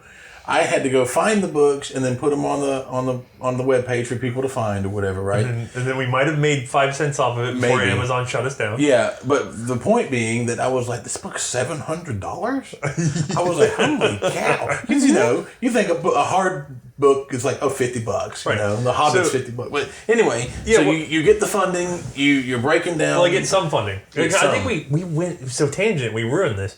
We got Patreon. Yes, and they would say. It was public, so we get up to like $1,900. Yes, that's right. Yep. Right. So you got to think about this. You've got me working this job full time. I've got to pay for. You okay? Kevin made a face. Something's making ringing noises. No, I think you hear guinea pigs. I do hear guinea pigs. They make little. Sounds like, you know what it sounds like? Listen, for anybody that doesn't know, it sounds like the Facebook call. They're going. Just sounds just like Facebook. Yeah, it's okay. Sorry, the Crozier and Lewis in their little guinea pig. I'm looking at everybody's phone line. You're like, nothing's lit up. What's going on? No, they make a little purring sound. Yeah, it sounds just like Facebook. Anyway. No, the funny thing about that sound is it's not a happy one. That purring that they're doing, they do it in each other's faces like, yo, bro, I'm bigger than you. And they wiggle their butts back and forth. It's literally, Susie tells me that it's literally called rumble strutting. Yeah, and we all know who really runs the show. I personally like calling it a battle rattle, but that's just battle rattle. Yeah, I like that. But you hear them? Now they're kind of chasing each other around. We need to make like a shaker cup that's called the battle rattle. Oh God, that would be awesome. Battle rattle. So the game is they have to get their head higher than the other one, and they stick their ass in the air, and they do this like swanky dance to try to like be bigger than. Dude, that's the best way to describe it. It's stupid. Like I understand. As I understand it, there's no such thing as a wild guinea pig anymore. They're fully domesticated animals. Nobody knows what what the original version looked like. Yeah, okay. I mean, I can imagine Crozier in the wild, but that's about it. Well, yeah, but he's different. Right? Like he's pretty. He was not really wild. He was just abandoned. For anybody under confused, a dumpster. Crozier the guinea pig is our unofficial mascot, and I say unofficial because they live for however many years and then they die, so it's only going to last so long. I think you used to do like what Georgia Bulldogs do, and they just get a new one. I'm not. You can't get a new Crozier because he's the ear and it's not even he that. was made into this. He's unique. Like he's very aggressive for a guinea pig. We took him to the special vet, and they're like, "What is up with this guinea pig?" Like people who handle guinea pigs. We gotta go back. You took him to there's a guinea pig event? No, vet. Oh, I thought you said event. No, special vet. What kind of event? You would go to the guinea pig event. I would not go to the guinea pig. I would the people watch, maybe. The guinea pig is like a cat event. Like, what are they going to do? No. Okay. Oh, let me reclip you. Sorry, there's all kinds of bad noises because I'm clumsy. There we go. Got him. So... You snagged him again? Yeah, check your level. Say something, Kevin. Look, I'm saying something, Kevin. We're a professional show. Yeah. No, when I was involved, it became unprofessional. So $1,900 public information. So what would happen is we get to 1,900 or so, right? Right. And then every time it would fall back down because what was happening is people are like, well, they're making $2,000 a month, and so what's happening is people are going, okay, $2,000 a month is good, and you're like, well, that's pre-tax, pre-Patreon percentage, yeah. And then that's not counting the cost of production whatsoever. Right. So they think it's just a salary. And it's happening in a really bad time in the community at the same time, right? It's just around the time that everybody's starting Apocalypse? Well, it's not even that. The whole controversy about these guys are making $1 million a year. Is this the same time? I don't know. So the problem is we're so small that we never really I think it was. If I remember correctly, you may not remember. I think we had the conversation. Oh, in the gun community, it was in the gun community, and Which isn't wrong in some cases. There were some guys that are cleaning out. Right. They're making bank because they're able to be sponsored by this and that because the inventors of their guns are still alive. Oh, we are. You see what I'm saying? We are sponsor proof. Right. By the way, Kevin knows the guys that we talk to. Yeah. They're lovely people. They want to sponsor. We can do them no favors. You can't do Nope. There's Because nothing they can bring to the All board. we do want- is name drop. That would be the only thing we would be able to do. It's not like the 1950s anymore. Nobody wants... Well, some like NordVPN or whatever wants to do whatever. But the problem is NordVPN will pay you X amount of dollars for however many viewers that you guarantee them. Mm-hmm. It's not enough. Right. Because the distraction it causes for your audience, trust me, it's a paltry sum. Yes. Unless you're getting a gajillion views, and we don't get our dedicated audience right now is about 40,000 guys that will watch every episode. Which, percentage-wise, is awesome. Right, but when you talk to NordVPN or some of these big guys, that amount of exposure to them, they're just like, I give you like $50. And you're like, I'm not going to irritate 40,000 people with this ad for $50 or what, you know. It just doesn't, it doesn't scale. No. Right. Now, in the gun community, having 40,000 regular viewers of gun content, especially something like, so the one sponsor we've ever had was Brownells for Project Lightning. Yes. They at least sell care. You know what I mean? They have products for taking care of old guns. I'd really like to integrate them as a regular sponsor. I've just never been able to figure out a way to do that because the problem is they all are driven by click-through and all this other stuff, and then YouTube punishes the crap out of you for having that stuff. Or they ban you or whatever. Like, which has happened. I know people that it's happened to. And you're small enough that it would just happen. Yeah, they can wipe us off and never notice. Like the 300,000 seems like a lot to us. It's nothing. It's nothing. Nope. Especially to YouTube. No, I think I looked at Social Blade or something. By the way, I wish we made as much money as Social Blade says we make. Nobody does. Yeah, but I mean, like, well, maybe the people that aren't gun channels do. You look at Social Blade and the low number for our revenue. They're like they make between 2,000 and 17,000 a month or something off of. Really, is it that high? That's what they say about us when you look at Social Blade. Wow. And I'm like, could I have the 2,000? Like, could I reliably get? Can I have the reliable 2,000? On the big channels nice. that I'm involved with from YouTube, that doesn't even happen for them. Right. It's like $300-400 for the I think what it is. I think what it is. Social Blade doesn't count on it being gun. That's what I'm saying. It's not for guns. Yeah. Yeah. So it's like it's not in their algorithm. Yeah, I guess they're not ready for the yellow dollar sign. Yeah. It's all green for them. Even without the yellow. Anyway, it's so bizarre. So. Where the heck were we? I just we're off on another tangent. Still there. Oh, so people would see that we had $1,900 and they'd be like, "Okay, done." So I didn't want to have to do it, but I hid the amount because I was like, I can't do this, you know. Right. So I hid the amount, and it like doubled in like 2 months because people were just like, once I hid that amount. Now the problem because then you put up goals. That was the thing, is that you hit that amount and you made sure your goals were straightforward and standard. Yeah. Right. So the problem is, think about it this way though: if we had never cracked $1,900 a month, that's not enough to pay. Before the book, like that's barely paying the cost of very basic production. Right. Let alone before we get into the weird stuff. Right. If you're like, why are you doing so many 32 ACP pistols? Right. It's the only thing we could get in here. Yeah. People will loan we had a donor lend us several at once, and we had to do them. Right. You know. Right. And then it's just.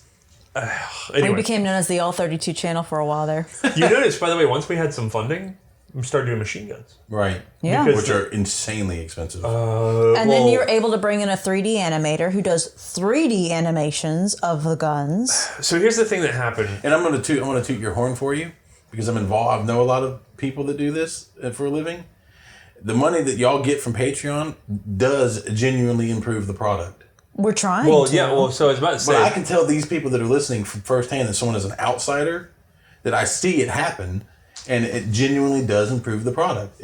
Right now, if we could take what our current level is, which is pretty good, if I could increase it by 50%, after that, with 50% growth at the highest number we've been short of, a couple months ago because it started to shrink a little bit.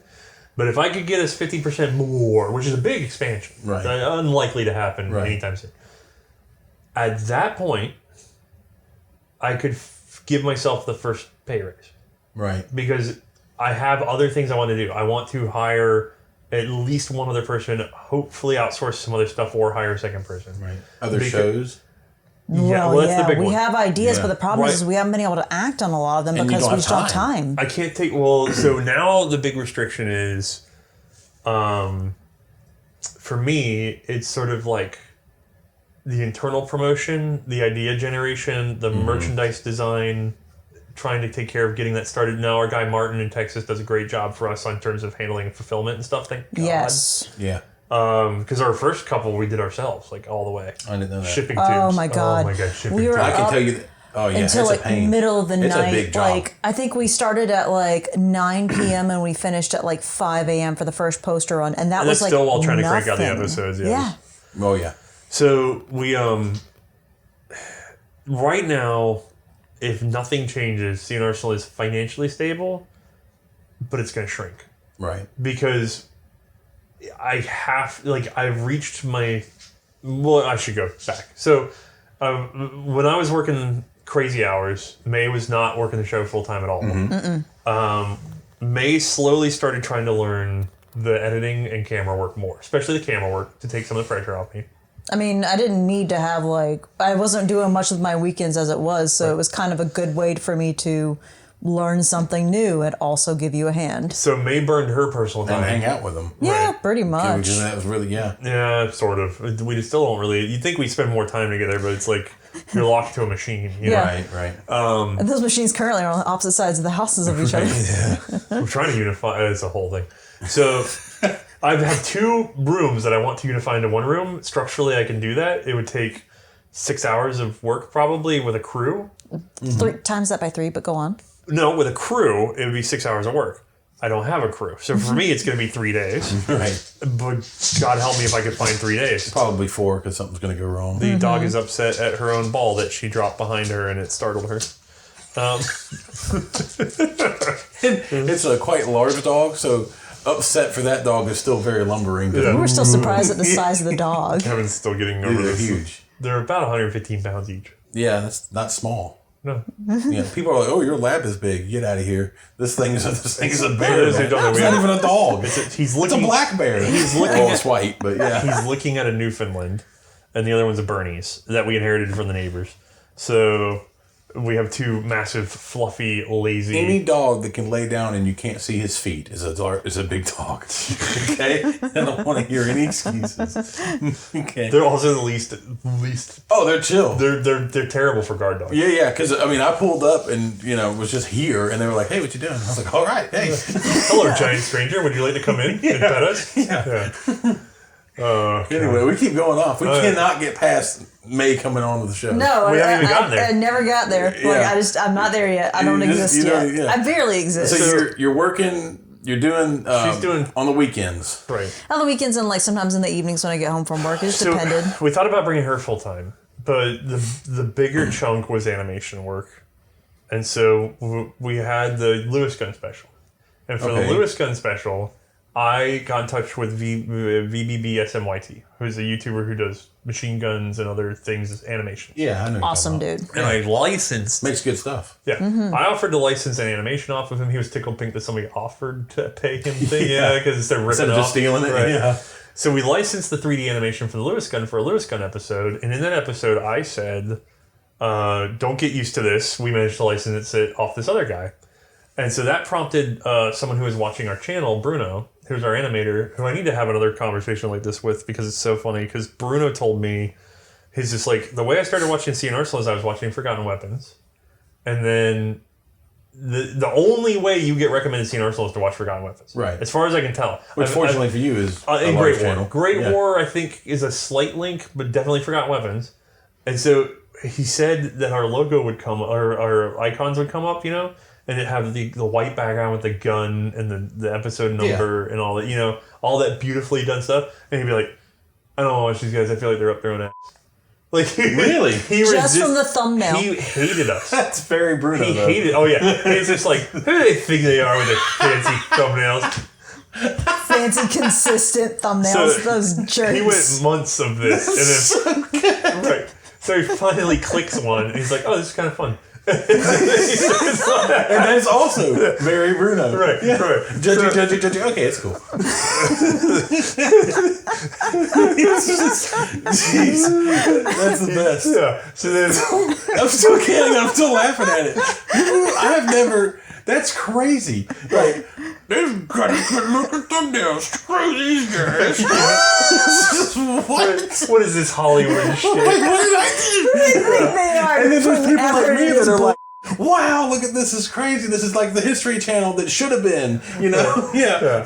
He's like, oh, they're actually kind of good. I like it. That's crazy. So he likes the show. That's funny. So he sees the Lewis gun episode, and I say that, and he goes, yeah. What? I'm out of... Like, I just graduated from this, and I don't have a job. And he's like, I'm going to send him an email. See if Where does he live at this point? Florida. Florida. Okay, he's in Florida. Not really, though. He'd lived elsewhere for school. Right. And then it literally was like, I think we got him 3 months out of school or something like that. It wasn't very long. Okay. But He was basically, visiting his folks back in Florida. he went back to mom and dad's house to figure out where to go next. Right, where to go next, right. And so he's at mom and dad's house going, I've been sending out applications, I'm not hearing back. And he's watching this YouTube show, and they're just like, no, we can't do this. And he's just like, well, I'm not going to sit here and do nothing. So the worst case, in Bruno's mind, the way he tells it to me, I'd have to get him on here. He's going, well, the worst case is I improve my portfolio. So he sends me an email. And it's like the exposure. And he goes, hey, would you want some help with this? I'd kind of like to do some of this animation stuff. And I saw the email, and I went, and he's like, I'll do it. I'll help you out for free, blah, blah, blah. I'm just curious. And I was just like, what's the catch? Well, no, I responded, and I went, you have no fucking clue what you're talking about. Not really, but politely. I was like, you have no clue what you're talking about. This is very hard. I'm going to pay you if you do this. And I'm going to pay you X to do a demo animation. And it was like 2 episodes ahead. Like, I didn't trust him to get me one quickly enough. And I was right. Because I was just like, he didn't know what he's getting into. Right? So I said, can you do a rolling block? And Bruno, who I've heard this story from him before, he goes, oh yeah, sure, I knocked that out. That's easy, right? So but he's like, not. right, he's like, oh sure, I'll knock it out. So he sent the email back to me, and he's like, I hit send, and then this is Bruno, I hit send, and then I said to myself, what's a rolling block? Yeah. So then he looks it up, and he's like, oh, this is easy. Yeah, it's easy. So then I have to start, so he sends it to me, and I'm like, well, where's this, that, and the other? And he's just like, what is that? And so I have to show it to him. So now I'm taking photos of the gun. And so the problem is he's remote. So for the first couple episodes with Bruno, I'm having to send him videos and photos of guns so that he can figure out what I'm showing him. Right. Because he's otherwise looking at pictures. He's looking at diagrams online. And what Bruno's quickly learning is the nuance of how many moving pieces there or not moving pieces because their shapes are just right, And so Bruno's going, oh my God, like what did I get into? So now Bruno has to start cranking through animations every other week, but he's getting a paycheck, right? Right. And so, and I can do that again, patrons. So... Well, it's true. But once I could put weight on Bruno, now the funny thing about the rolling block is I did a rolling block animation because not that I didn't know, but I love Bruno to death. I didn't know him then. Right. So I'm having to help him do that, and just I'm going, sure. just in case. Yeah. So there's a 2D rolling block animation that never got finished because finally he came through, and it's just like parts of it are sitting in my thing. But it's just like, it's interesting to see how I have to like, because the one thing is, C&Rsenal's big mission is like set an expectation and meet that expectation. I can't just turn around to my audience and be like, some guy screwed me, oh well. No. If it's not ready to go, I'm not promising it. I don't promise things I can't do. That's how you got to run a business. I'm sorry. You're right. So, a successful one anyway. So we get Bruno in, and that frees up like 30 to 40 hours on an episode. So 15 to 20 hours a week reappear for me, which should have been amazing. And for a short period it was, in the sense that I could see the sun if I chose to, know? But the funny thing is his house was falling apart. Yeah, and then there was also cleanup that you had to do on the back end where like you threw a bunch of photos into a folder and didn't organize them because you were like, I don't have time. Right. I'll bleep that. Right. No, you won't. You'll never find it. No. So, I've got a note. I'll note myself. What's the time? It's 19 minutes. Thank you. Good luck. On the second file. I'm sorry. There's been more than that one. I'm so sorry, me. I've said like 3 of them. I don't know. She's going to go get that one, and it's like, It's okay. I literally have to re-listen to all of these. You should just dub it with his effort.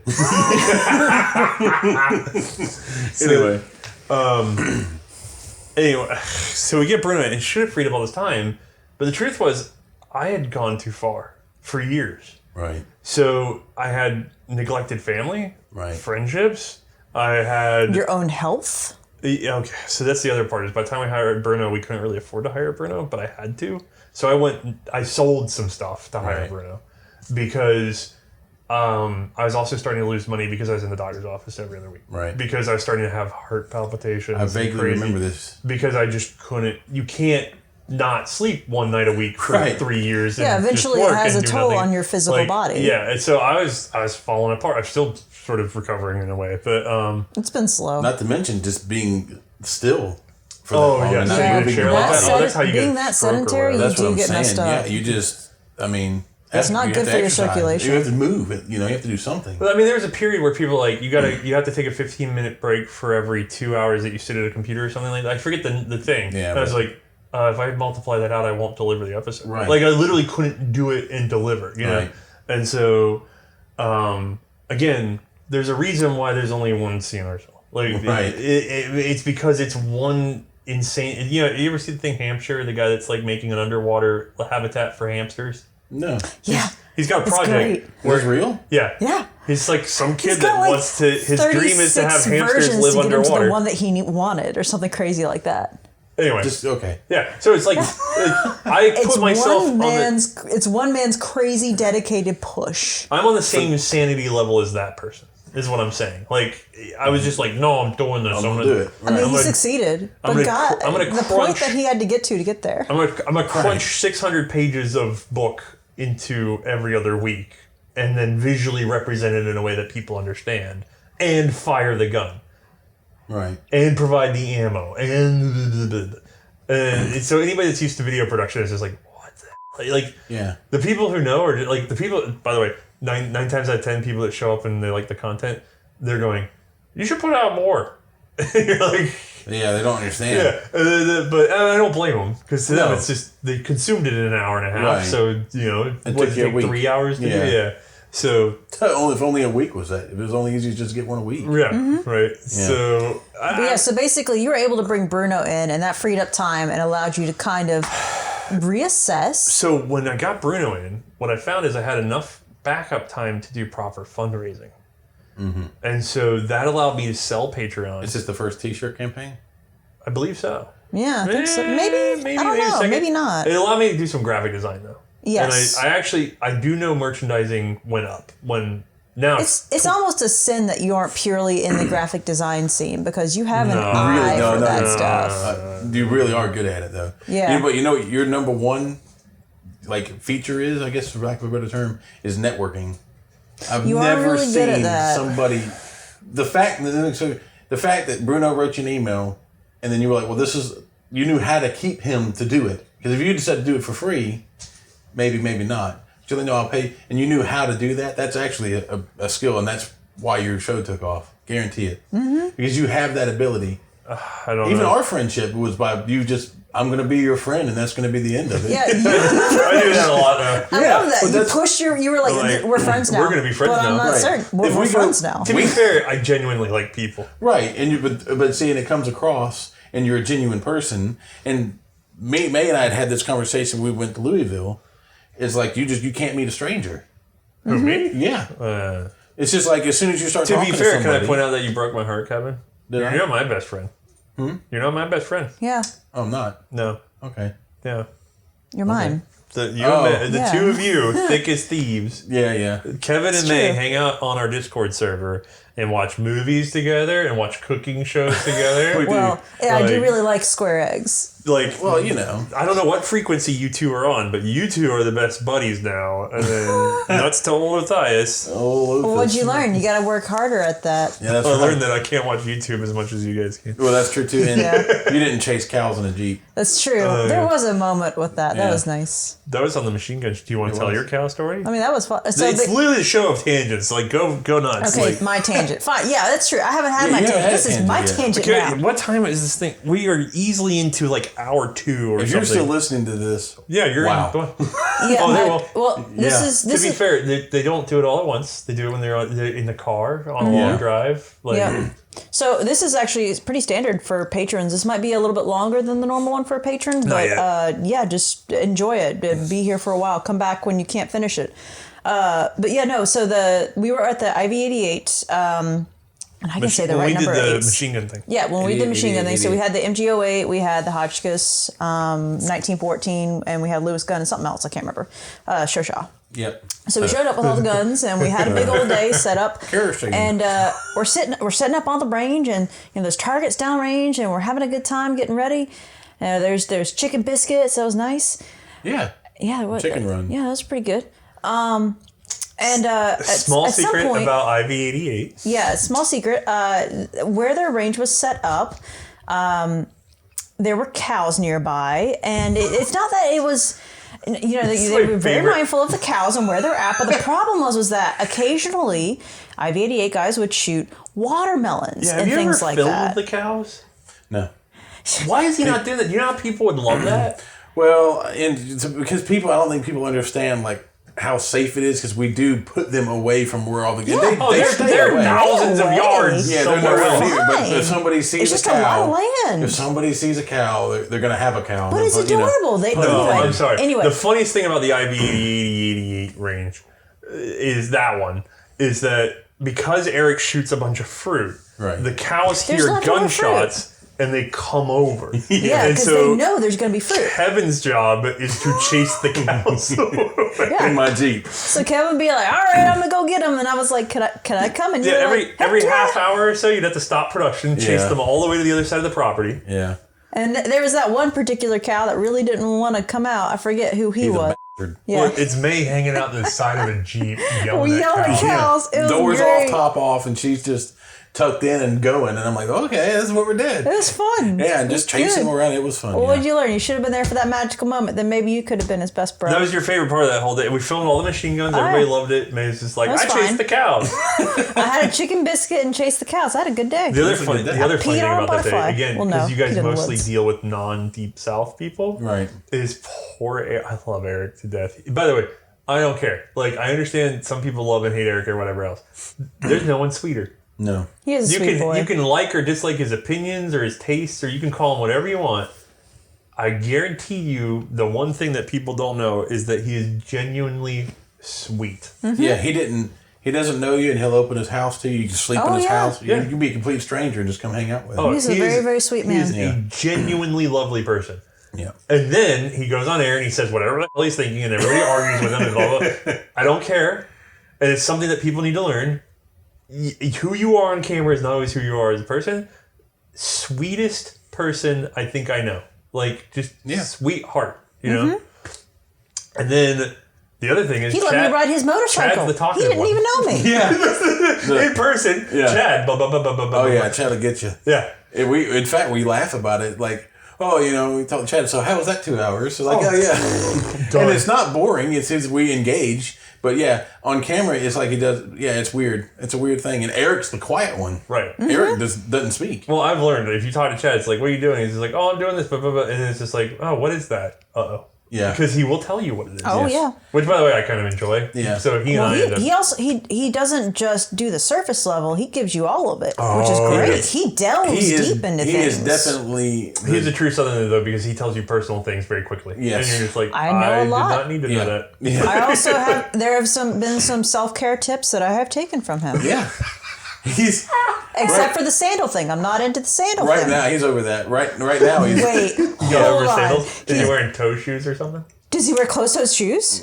He's been farming. He's super into like canning and... Yeah, he was telling me about the canning. Yeah, so he called me the... Does he make any chow-chow? No.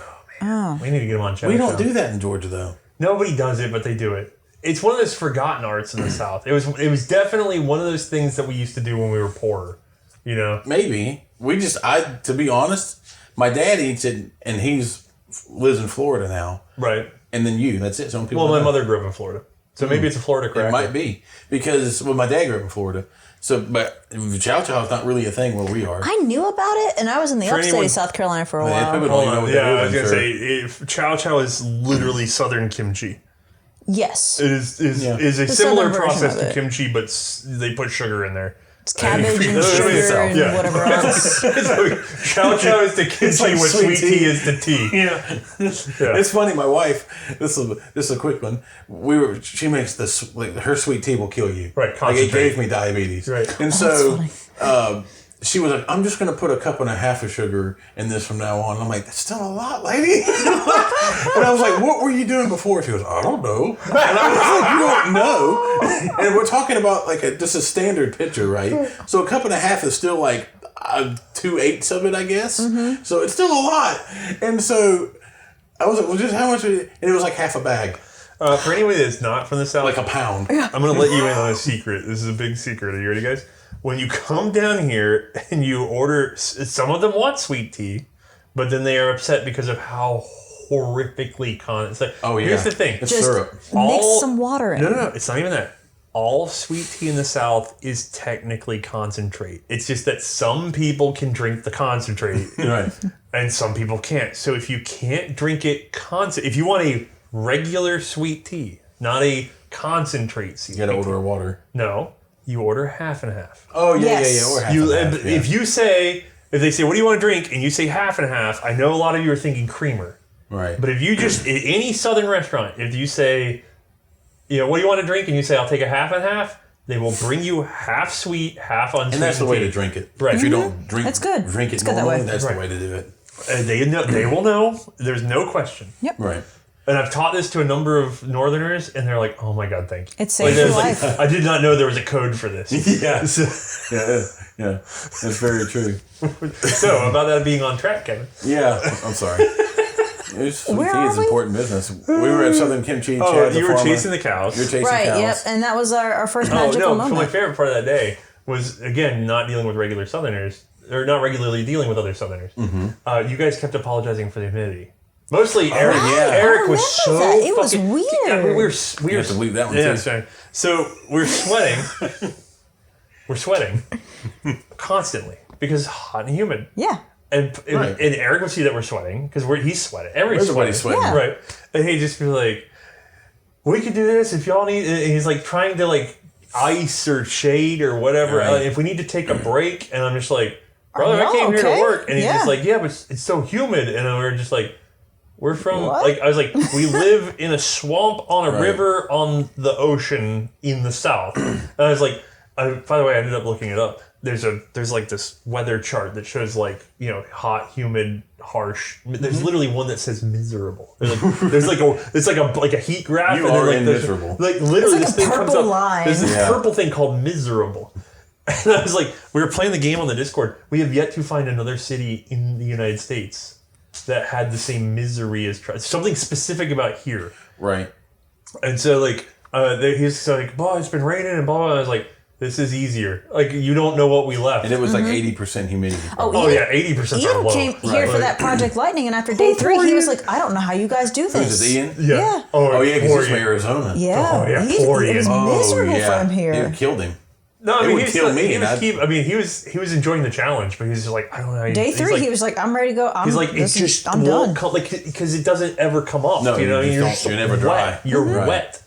So like even inside. Mm-hmm. The funnier thing is we'll go out, in the winter. It doesn't go away because we'll go walking out here, and my beard will just be wet. Really? He'll have dew. We don't have that. He'll be covered in dew practically. Yeah, I will have dew. Yeah. Okay. From just going on a walk at night.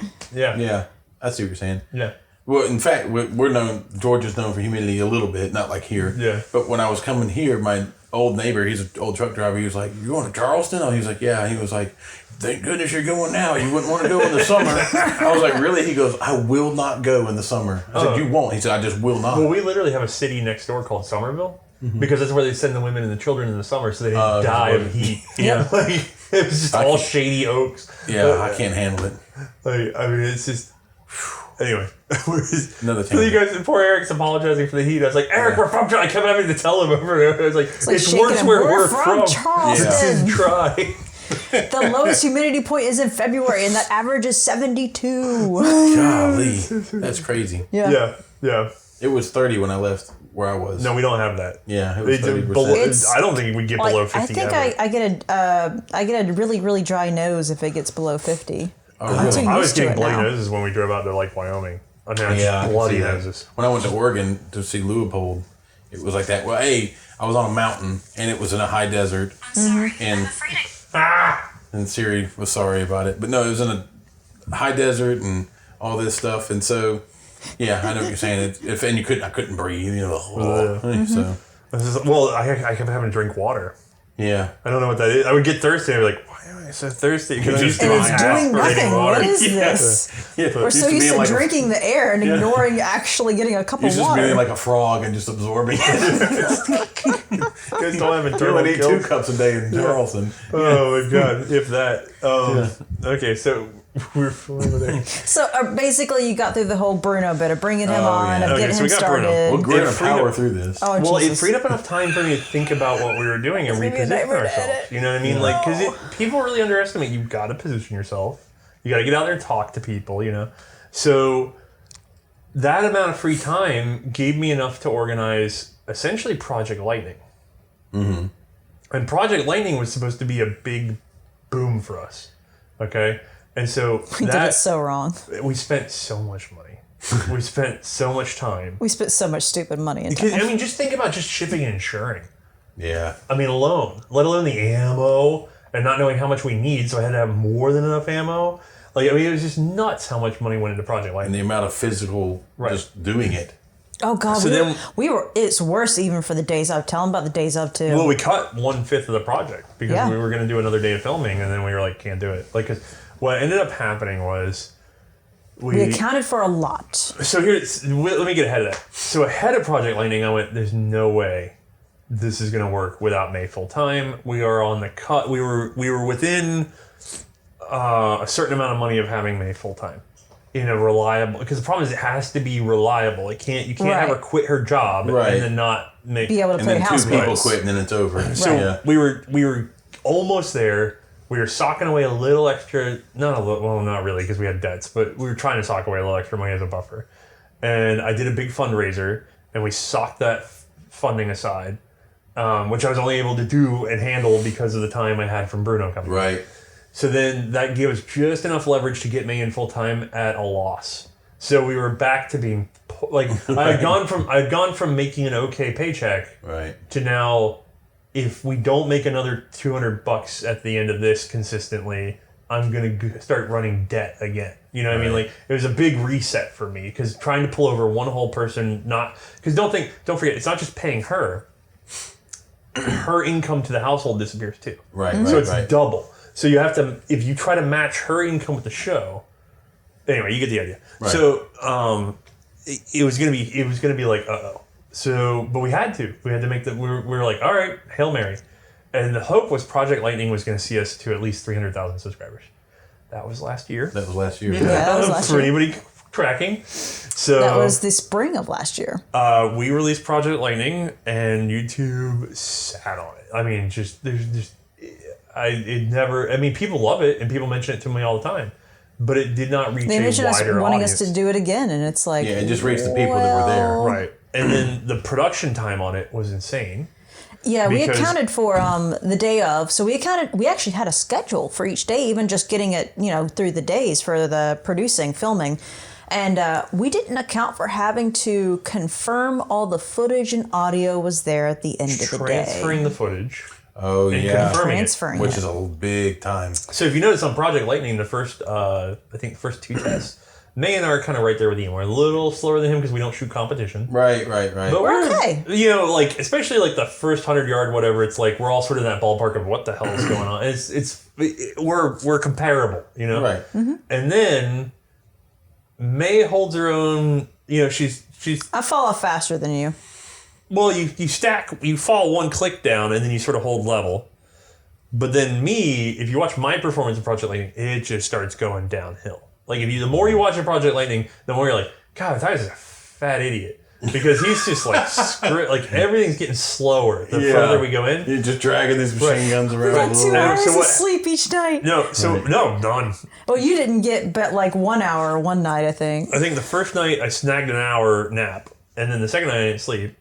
And you're working the whole time. Right. That's what's crazy. So no, you're not so partying or having fun. No, bad. I'm hucking equipment. Right. So I'm hauling machine guns, and then the guys thank God, Bruno. Oh, yeah. If we had not had Bruno actually, and one John, of the collectors, the guys lent us a bunch of stuff. John Clear, he showed up because he wanted to see the guns, and then he just pitched in. He was not going to let us. I was so worried. They were about loading him. mags and stuff while we're running around filming. They did an awesome job. It was They a literally huge- made it possible. It doesn't seem like it, but it was a crazy effort to get that stuff filmed. The sun was fighting us on everything. It was so nice. They were out there all day with And then us the Lewis too. gun started breaking down in the middle of it, you know. Right, because it's 100 years old. Well, because the gas system failure. Right, We didn't even catch it until the very end. Yeah.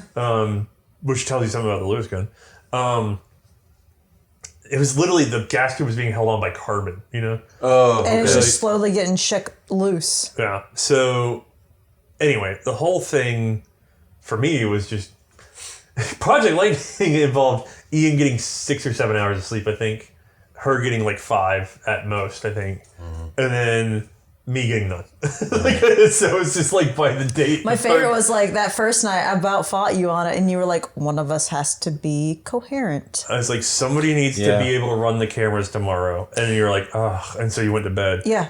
And so Begrudgingly, I was went just to bed. staying up confirming footage, and sure enough, stuff was missing here and there that required Ian to get in position again. And so it was just like, uh-oh. And then we still had one missed thing that drove us crazy. Yep. There's a complete lie in Project Lightning in which Ian... Apparently no one caught it. You hear it here Hooray. first, people. Yeah, well, I think we've mentioned it elsewhere. But Yeah, not we mentioned it quite. elsewhere now, so like people are aware of it, but it's like, it's hilarious. No one Ian said missed it. the mark for one of the walking fires. And so the walking fire with Ian where he does, I can't think, was it a show shot or something? It was I think the 8mm show shot Oh, did you specifically. feel like your hand's doing it or No, something? no. So you walk into so the way it was set up, there's a gap. We only had so many cameras, so we had to walk the whole length. So there's a gap, and you have to walk out of one camera, and then walk into another camera frame, and that was made up we had for. a line like spray painted on the ground. That was made up for by a trailing camera or whatever else. Right, And then we also did some post footage to kind of catch that up. Right. So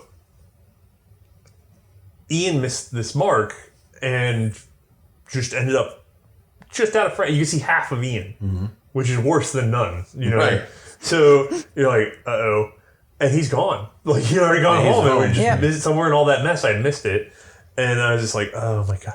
So I had to call Ian. I was like, hey, I need you to email me your pants. Not email, send Or it mail. I need you to mail me your pants. Yeah. Not email me. Yeah, I need you to mail me your pants. And he was just like, what? And I think, And you're like, and your jacket and gloves. yeah, but I had to start with the pants because it's funnier.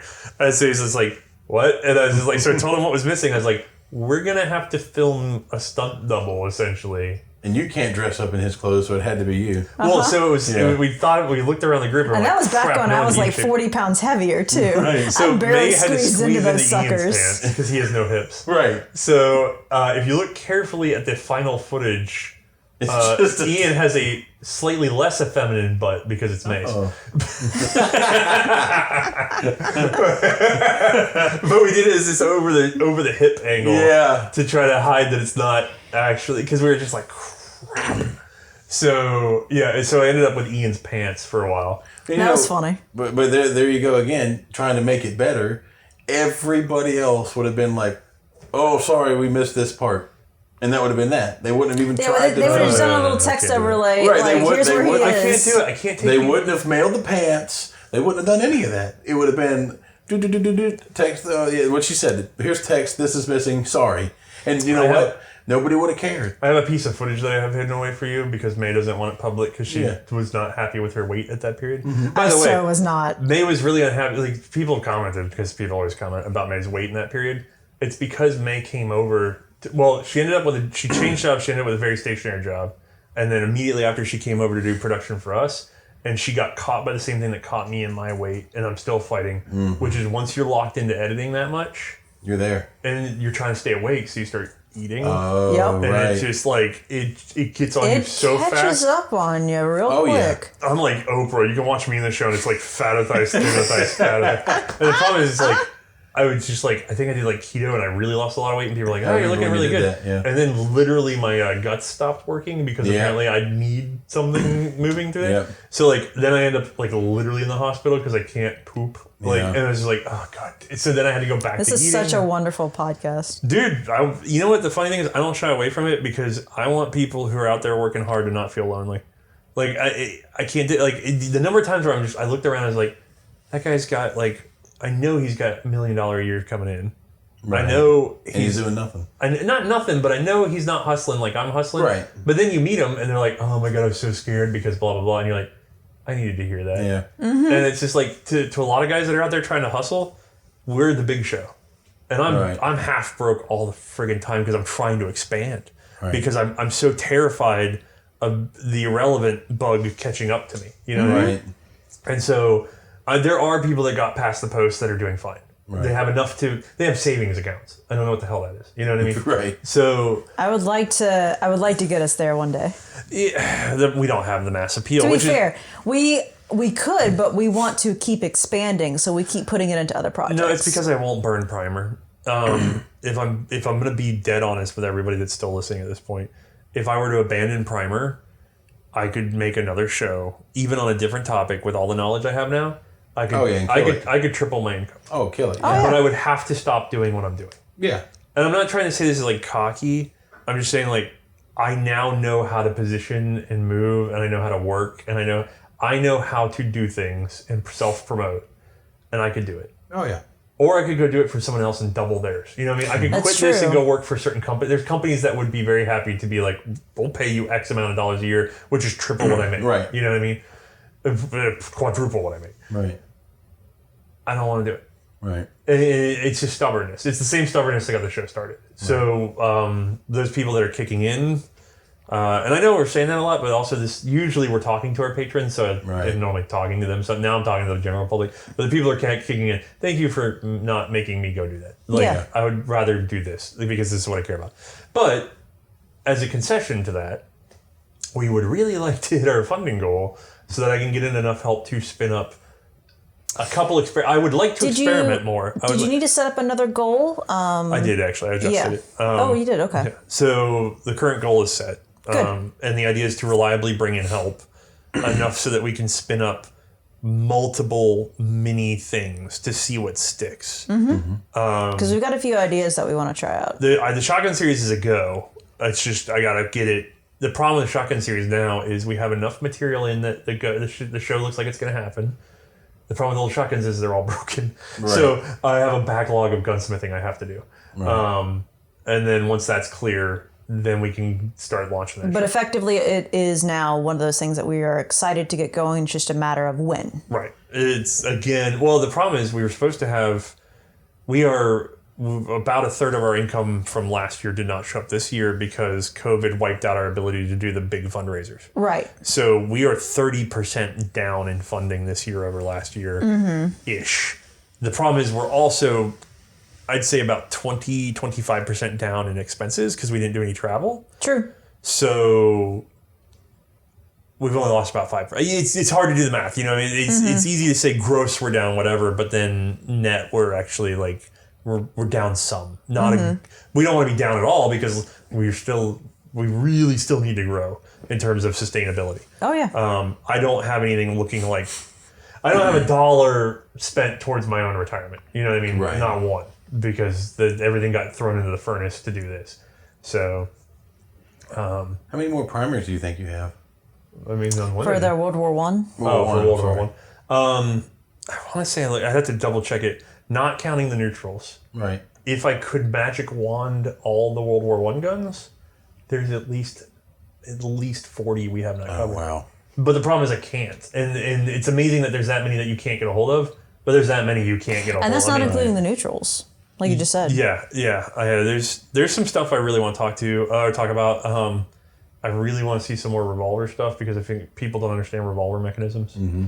But, anyway, so we Hail Married, we're way off topic. I'm sorry. We Hail Married Mae into existence. Into the show to do full Project integration. Lightning. We did Project Lightning, we filmed it in a hurry, and then we promised it for Valentine's Day. But we filmed it in January. We filmed it in November. Was it November? Maybe it was December?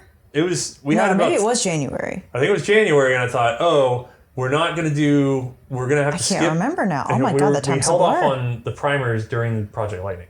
So Project Lightning replaced primers, so I thought, if it's replacing primers, then I will be able to do this thing, and it'll take this much time to produce, so I can promise it for February 14th for Valentine's Day. Right. It's a love note to our fans or whatever. And then at some point, right after Project Lightning, you were sick for like a week. So I was playing with things to get it started. I got sick, which knocked me out for a week, but it was like, okay, no big deal. But then we had massive audio desync issues. That we did not know until we went to go edit it. Basically, like what setup we have now. We've got 3 people talking and we have it all synced up to one player. Right. We did not realize that when it's not like this, when it's not synced up, if they're all separate little mics with their own cards, it doesn't line up when you go to lay them all in together. For some reason... Well, it's not just for some reason. Some of the audio ended up not on 4824. Right. Which that's true. Really messed it up. And so, because somebody had bumped their thing and it just switched over to another mode. MP3 or whatever. And then you're like, because you have these weird compression things that you have to do. So then on top of that, all of a sudden, and I don't know how, all the Adobe products on all the machines started embedding popping sounds. Mm-hmm.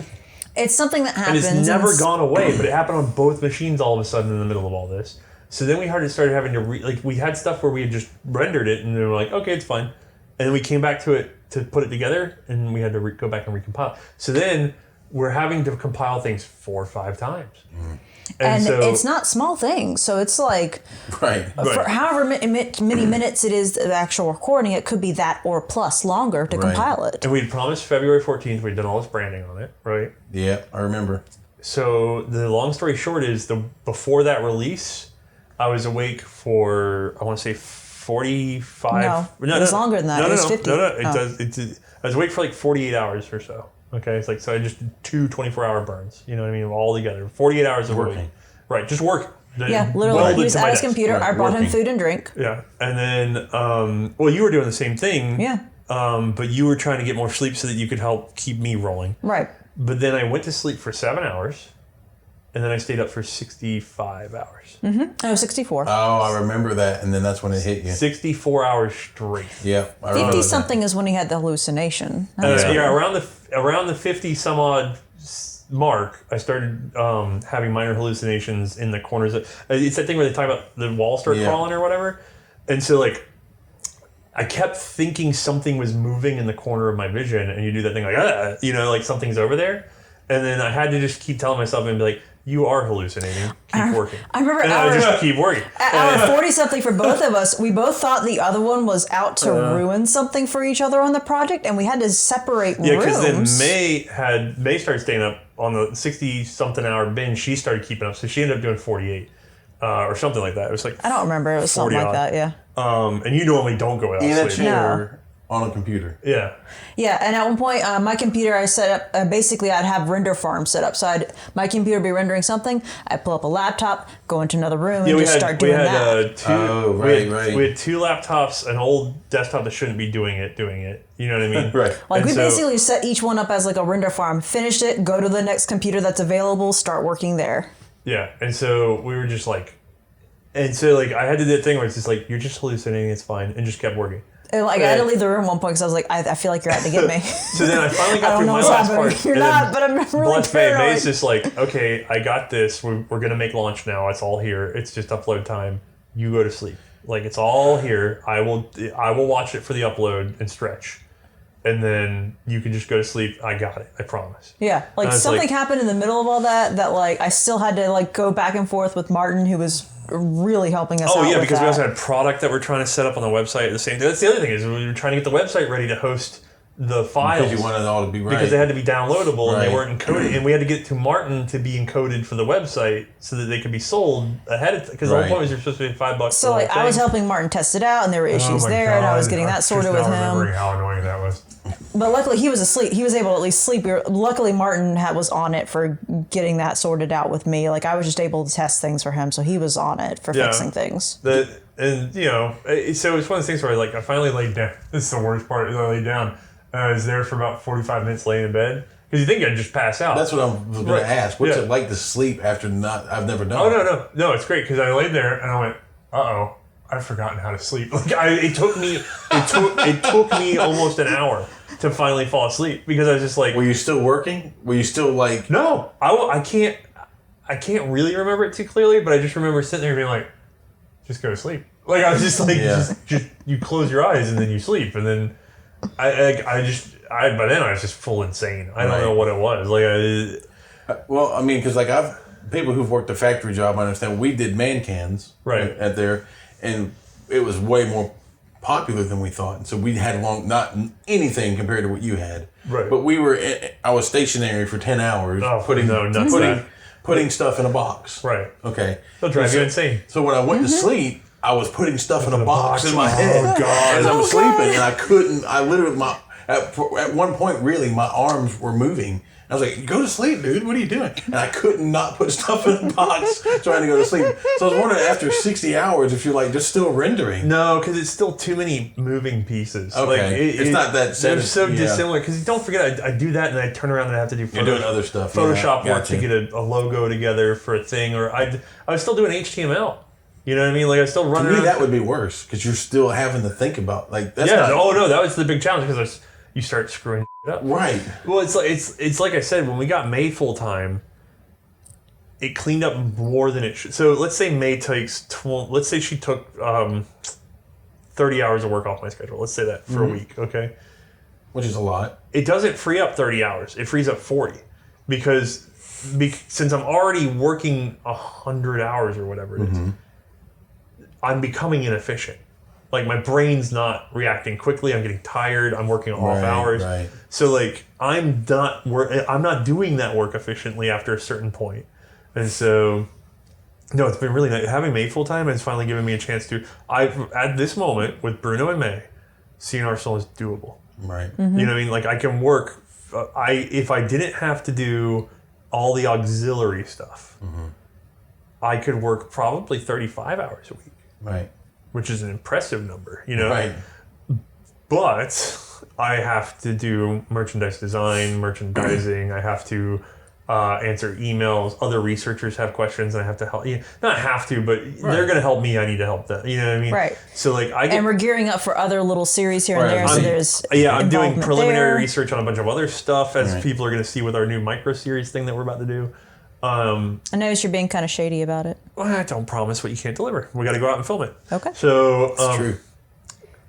I can screw something up in a heartbeat. Yeah. So there's little things, but what I'd really like to do is I'd like to get my position down to just.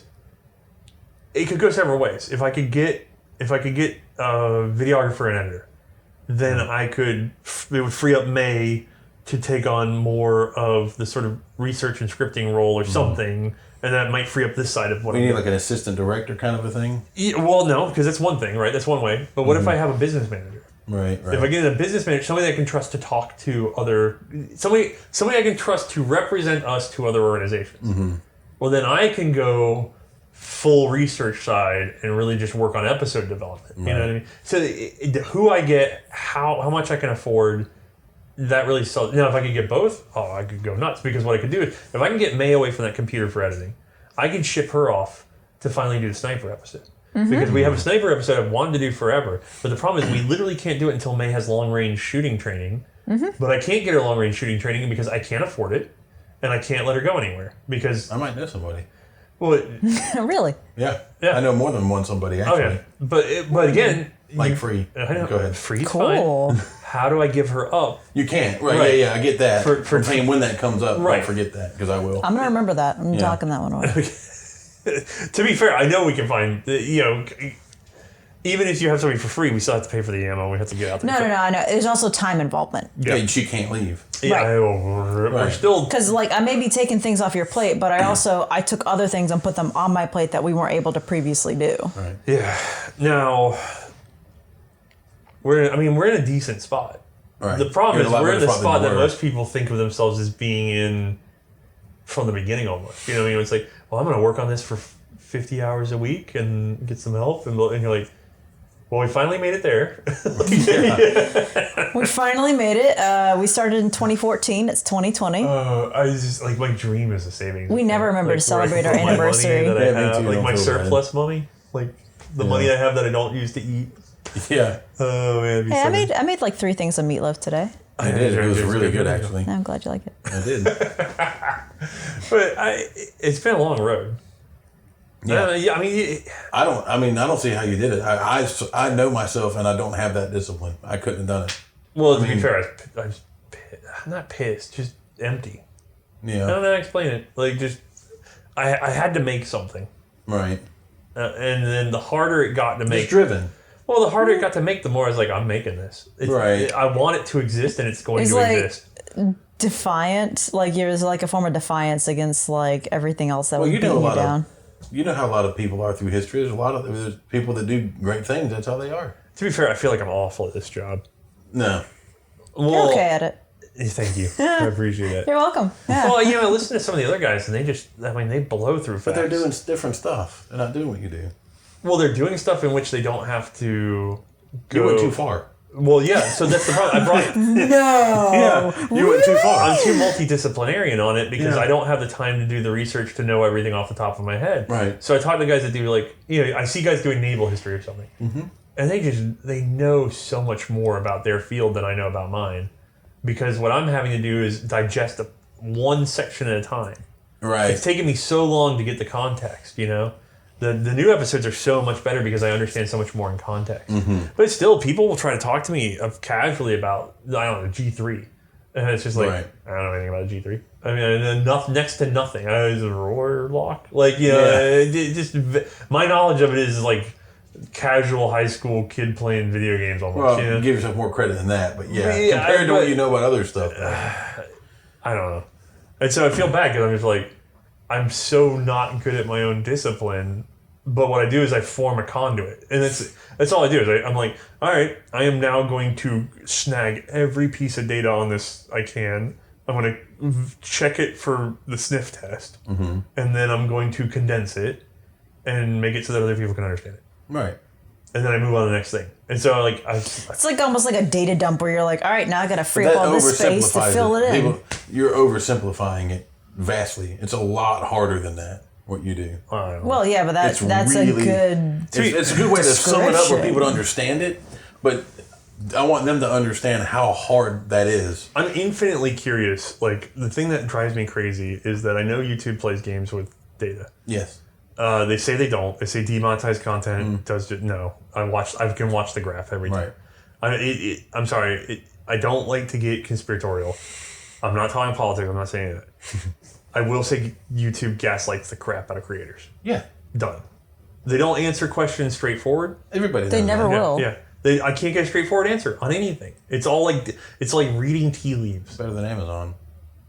So don't even. Kevin is bitter because I literally paid him a chunk of change and was like, go get us on Amazon. And he was just like, you don't need to pay me for that crap out there. And I was like, it was an amount of, it was not a lot, but it was significant enough that he's like, do I need this to do like a 2-hour thing? And I'm like, you're going to need this. And if you 100% fail, I won't hold you accountable. And he's like, bullshit. This is poor Kevin has beaten his head bloody against the wall. I think, what was it? My favorite thing is you finally told me, like, Ian's Forgotten Weapons is on Amazon. Yeah. So I wrote them the email. Basically, we uploaded it, and May had to do a lot of work. We're trying to upload C&Rsenal to sorry. Amazon Video. Right. It's a documentary. I mean, it couldn't be any more clear that it's just a documentary about this particular gun in history. By the way, in Amazon's defense, the first time we tried doing this, what they didn't like about it, and this was years ago, and this is why I was hiring you to do this. Like, I was hiring, but I was like, please, buddy, give me a hand. I'll give you some cash for your time. And it was just like, when I submitted it before, they didn't give me any flags, except they didn't like that I mentioned the comments, or I didn't mention, or I mentioned Patreon or whatever. So you were expecting that. Right. And so I needed them to tell me what they had problems with so that we could get the timestamps, so that we could go back and generate some sort of graphics or something and cut out the audio. We had to recut the episodes to fit on, which, by the way, is what Forgotten Weapons does. Right. So Forgotten Weapons content gets cut up all sorts of ways and put on there. And in range, too. It's kind of herky-jerky. Yeah. So... Kevin's so mad. So I thought by telling Kevin to do this, he was going to have to fish through these timestamps. Right. I was like, look, just get these 5 episodes up. If that happens, then I'll pay you to get the timestamps and everything. Because I just need somebody to spend the time to submit it, to get the complaints, to go back and check them, to figure out what needs to go. And then poor Kevin didn't even make it that far. No, I mean, and this tells you what we're up against. Here's this. We had to come up with closed captioning. You had to do all this stuff. Man, it's a lot harder than uploading to YouTube. It's not that simple. And so we had to come up with thumbnails that meet their criteria and all. And so we put it out, and then all they send me back is, this is not acceptable. Okay, well, what about it's not acceptable? We can't tell you. What do you mean you can't tell me? So then I write another email. I mean, give me something. Can you tell me? No, we can't tell you. We don't discuss it. It's final.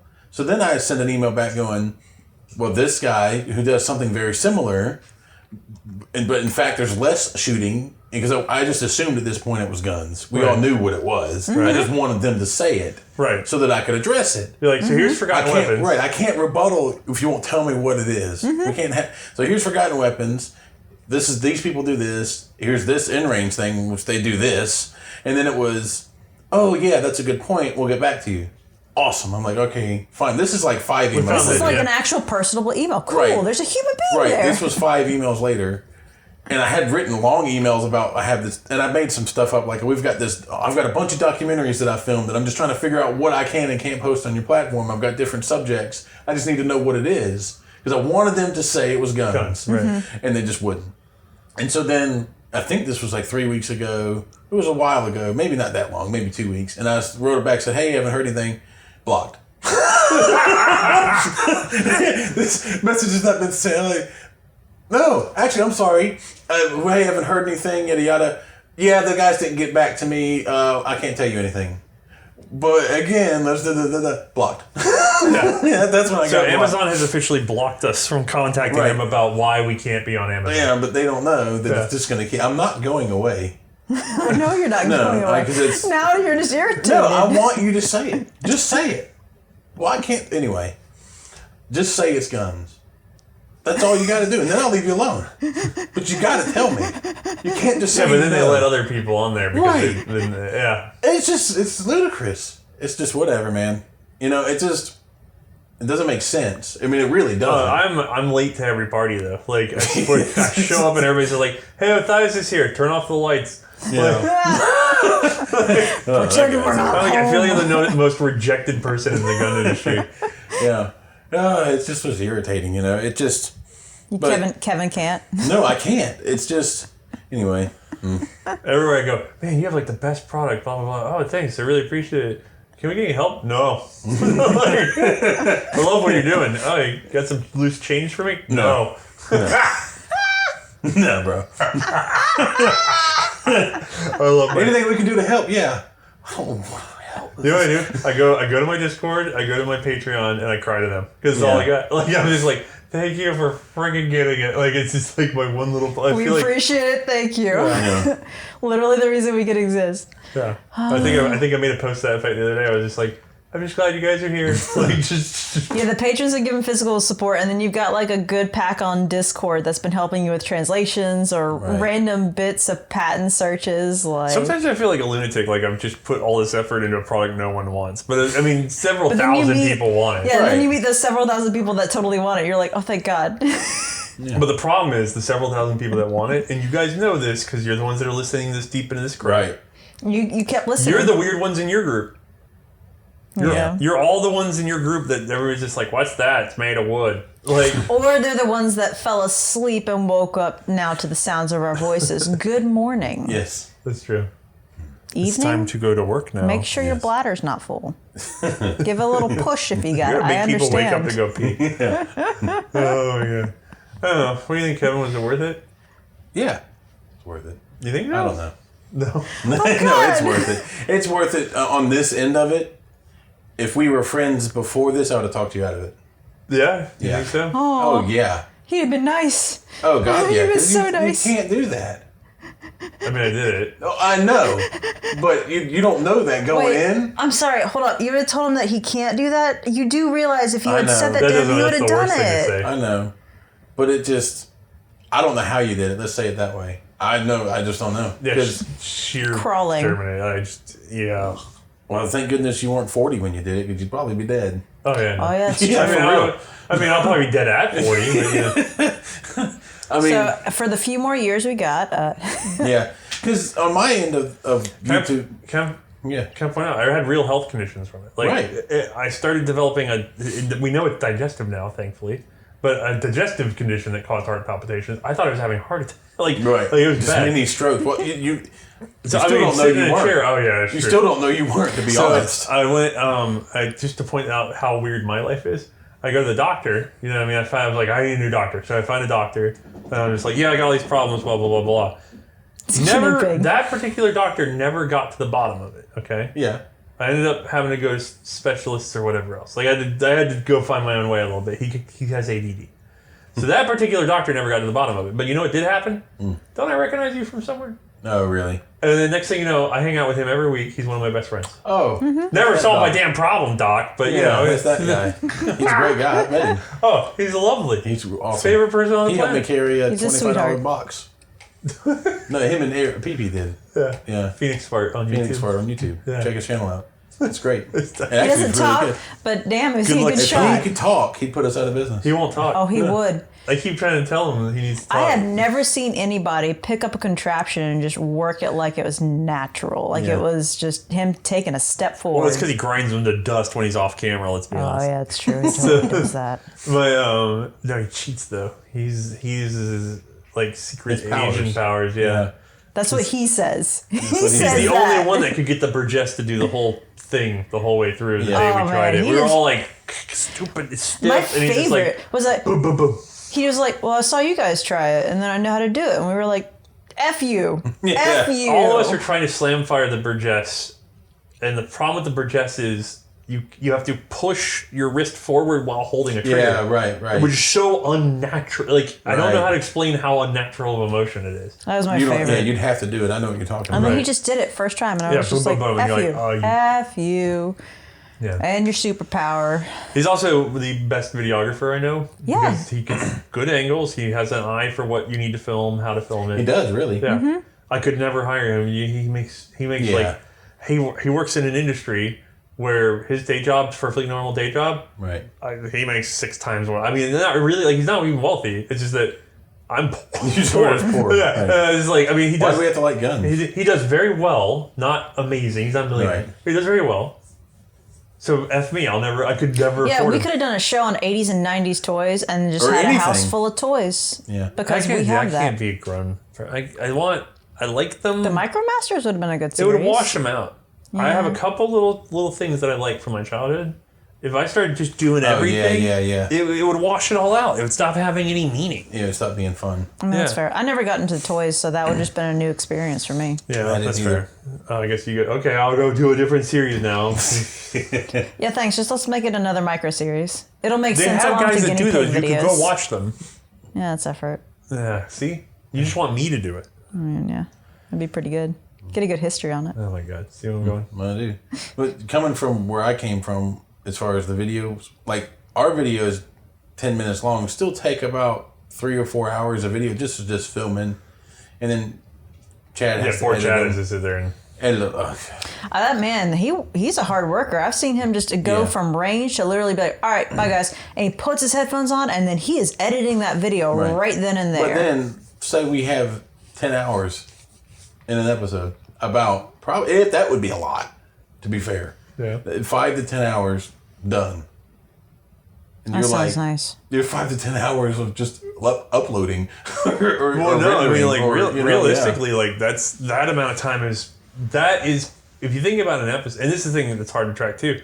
That's probably my prep time for an episode that's coming in 6 months. Right. Because what's happening is I have to take the time to find... It couldn't even take... Sorry. Just on the research side, I have to discover all the possible books, which sounds like it should be Google searchable. No, it's not. But I can tell you. What you end up doing is you end up getting the books in that you can find. Then you check their bibliographies. You hope they're in the language you speak.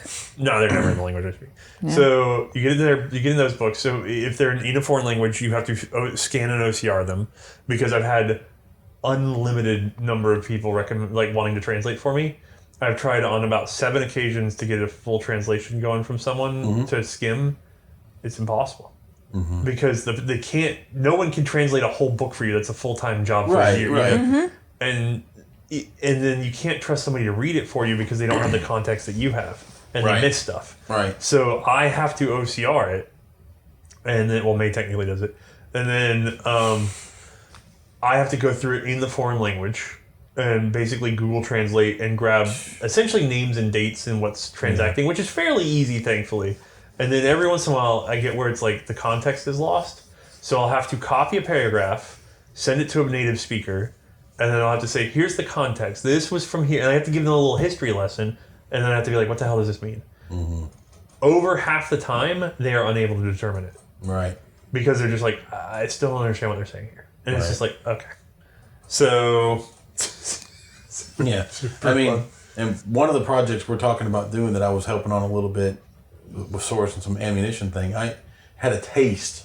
And I think you even brought that up to me, like, yeah, welcome to my world.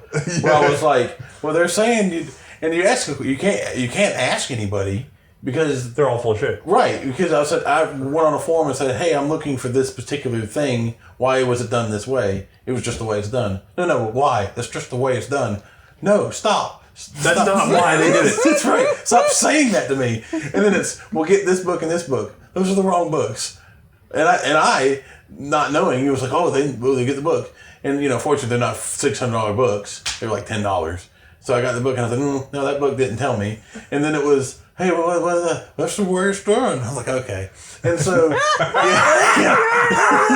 way it's done. That's just the way it's... So then I got in contact with a guy that made a whole presentation on the subject. I said, he's got to know. It's just the way it's done. And so I basically had to, then you got to go, okay, now I've got to find this letter. There's a letter that was written here that somebody quit, and it's just not, man, this is a lot of work. And this was just for one cartridge. Yeah, I know it's getting late. No, I'm double checking the mics. They're all still on. And I just didn't want to lose you. No. It's just, and that's one cartridge that was pretty well documented because it was a big deal. Yeah. And it's in our language. Right. And it's on a firearm that's beloved. Right. And so it's like, what? And so you're trying to find something that's like, that doesn't exist anymore? It's like, yeah, forget it. I couldn't do it. Yeah. This is, but, it's just, it's wild, man. Real, like, boots on the ground research is very hard. I don't even do that much. You know what I mean? Like, I do a lot to find who's written about it. Right. But I don't do primary research very often. And even then, it's it's me mostly going through, like, available online historical documents. Right. And like, oh, and there's been a few things I've found that other researchers have not found. Like, mostly because of my online approach. So there's been a couple of guys that I've been able to reach out to and be like, hey, I found an article about this written in 1915. And they're like, what? Give it here, But, so I've put in a few little things of primary research, but not You can't. I mean, not do the show. Right. The amount of hours that go, people complain about the cost of gun books. They're like, what is this, like $100? Oh, like, but yeah. Do you understand what this person did? And they're selling, like, 100 of them, in the first printing? Yeah. So... we actually even, one of the pieces of research that we had to come across, or research materials we had to come across, was a book written by... Are you okay? Yeah, I was checking your audio levels. Okay, am I okay? You're still a little loud. Well, apparently I'm just projecting my voice today. Talking from my diaphragm. A little bass in her voice. Yeah. Anyway. What to do, trying to put on a dude voice. We had we knew of 3 of his 4 books that were in production, and then one of them wasn't. I think it was one of Boss Martin's Was it books. Boss Martin's? I want to say. You're going to kill me. It was Dutch, yeah. Niederwijs, I can't say. Yeah, it's the Dutch books. Yeah. So the Dutch divided their sort of military branches into Army, Navy, and then colonial, essentially. Okay. And so we had I think the Army and the Navy, but we didn't have the colonial book. Right. And so I went looking for it. I've been looking for it for months, and it wasn't in production anymore. I was like, I got to find this used, and I still turning up nothing. And I was like, oh, this is a nightmare. And then I went, I just emailed Boss Martin. I couldn't find his email anywhere. I couldn't find his contact information. Finally, I signed up for LinkedIn, but not for a U.S. version of LinkedIn. It was like some Netherlands or German version. Yeah, I you could can't just even... ask Matthew. What? We probably should ask just Matthew. Oh, I probably should have. I didn't even think about that. But anyway, I signed up for like LinkedIn Netherlands version or whatever stuff I signed up for. And I found him on there because like I'd Googled his name and that showed up as his LinkedIn profile on that website. It was like page 4 of Google. And I was like, maybe this is it. And I was like confirmed it by the profile. That was definitely him because he was also publishing or doing stuff with the magazine. And so I sent him a message through there and did Google Translate because I didn't know if he spoke English or not. And he He's like Dutch, so he speaks English. Yeah, it was like 2 days, like because I'd sent it like on a Friday, and of course, you know, over there they don't really work weekends. Right. It's a thing. So I was surprised. I heard back Monday, and he was like, "Oh yeah, I can. Like, what are you guys trying to do?" Like, I sent him the C&Rsenal thing, and he was like, "This is all cool. What are you guys doing?" And blah blah blah. So I just started chatting with him, and he was so helpful on that episode because so we were like, "Can we get like a copy of your third book?" And he's like, "I don't have any." And we're like, "But so you scan the one you have?" And he's like, "I don't have my own copy." Yeah, and I was like, "What?" And so he sent us his notes, which luckily were in digital format. So we got the typed manuscript, right? Right. The only problem is no image. Oh. Which kind of helps a lot when you're working in another language. Yeah. So it's just like, I hope I'm doing this right. He was very, very helpful and very kind. And also, we got a subscription to that magazine, too. That was nice. Yeah. I also love, by the way, I love Boss because I came back around and I was like, hey, I have a photo of a carbine pattern that is not mentioned in any of your stuff. And there's also one mystery carbine pattern. And so I was like, could this be that mystery carbine pattern? Because I had a buddy that had this Dutch carbine. And it's obviously colonial because of the way the swivels are and stuff. But I was just like, but it's not anywhere, you know? And I sent it to him. He goes, no, that's not it. We know it doesn't have whatever feature if it ever existed. I was like, oh, okay. So what is this then? And he's like, I don't know. They keep turning up. We don't know what they are. And it's like, and I wanted to be like, asshole. You know what I mean? But I realized I was like, no, that's exactly what it is though. Like they haven't, without any, yes, they exist, but there's been no shred of paper anywhere that explains what that is. Right. So it's obviously a pattern because multiples have turned up. Right. But did the Indonesians do it? Did the Dutch guys do it? When did they do it? And there's still information to be found out about all these. I'm going to tell you, the cavalry carbines went through like 4 iterations. You know what I mean? The gun was cut and then glued and then cut and then glued. And like... Over 4 years? No. Like over 50. Oh, okay. Like it just... I'm thinking just the war. And then after the war, they got cut up again, you know? Right. It's crazy what happened to Dutch carbines. So I felt bad because I was like, well, now we don't. There is an. It's funny. It's not. I kind of briefly mentioned in the episode, but there is another Dutch nil carbine pattern that is just a mystery pattern. And then another crazy story: the Montenegrin revolver. You had the whole script practically written out for it, and then you come across like one piece of information that literally took everything and turned it on its head. Yeah, it was like one Serbian language article, and I read it and I went, I believe this above all other things. And it just changed the entire episode. Because it made everything make sense. Oh, yeah, because the whole time I was like, this is all I really know about this gun, but it's just so hinky. You know what I mean? I was like, it just doesn't, like, why are they everywhere? What is going on? I couldn't find any photo evidence at all. Like, it was driving me crazy. I was just like, I can't, because Montenegrins, they stick the dang things in their belt. There's photos of all, you know what I mean? Mm-hmm. And so many variations, all decorative and stuff. Never this. And then it's like, I would find it once in a blue moon tucked into an Albanian's waistband. But I'd be like, that guy's Albanian. And finally, I found one dude, I think it was in Serbian is what it was written in, but it was one dude wrote an article that was just like, yeah, the Montenegrins banned this Montenegrin pattern. It was literally just called it Montenegrin for marketing purposes, but like Montenegro only allowed the open tops. And I was just like, I've never seen it. And I went back and checked all my photos, and I can't find a single photo of a Montenegrin with a closed-top revolver. Huh. And I went, this guy's right. You know? And so I was just like, I gotta rewrite it. And luckily, that gave me enough to sort of look around and recontextualize. Right. But, like, it's crazy. Yeah. Everybody flagging. Everybody sleepy yet?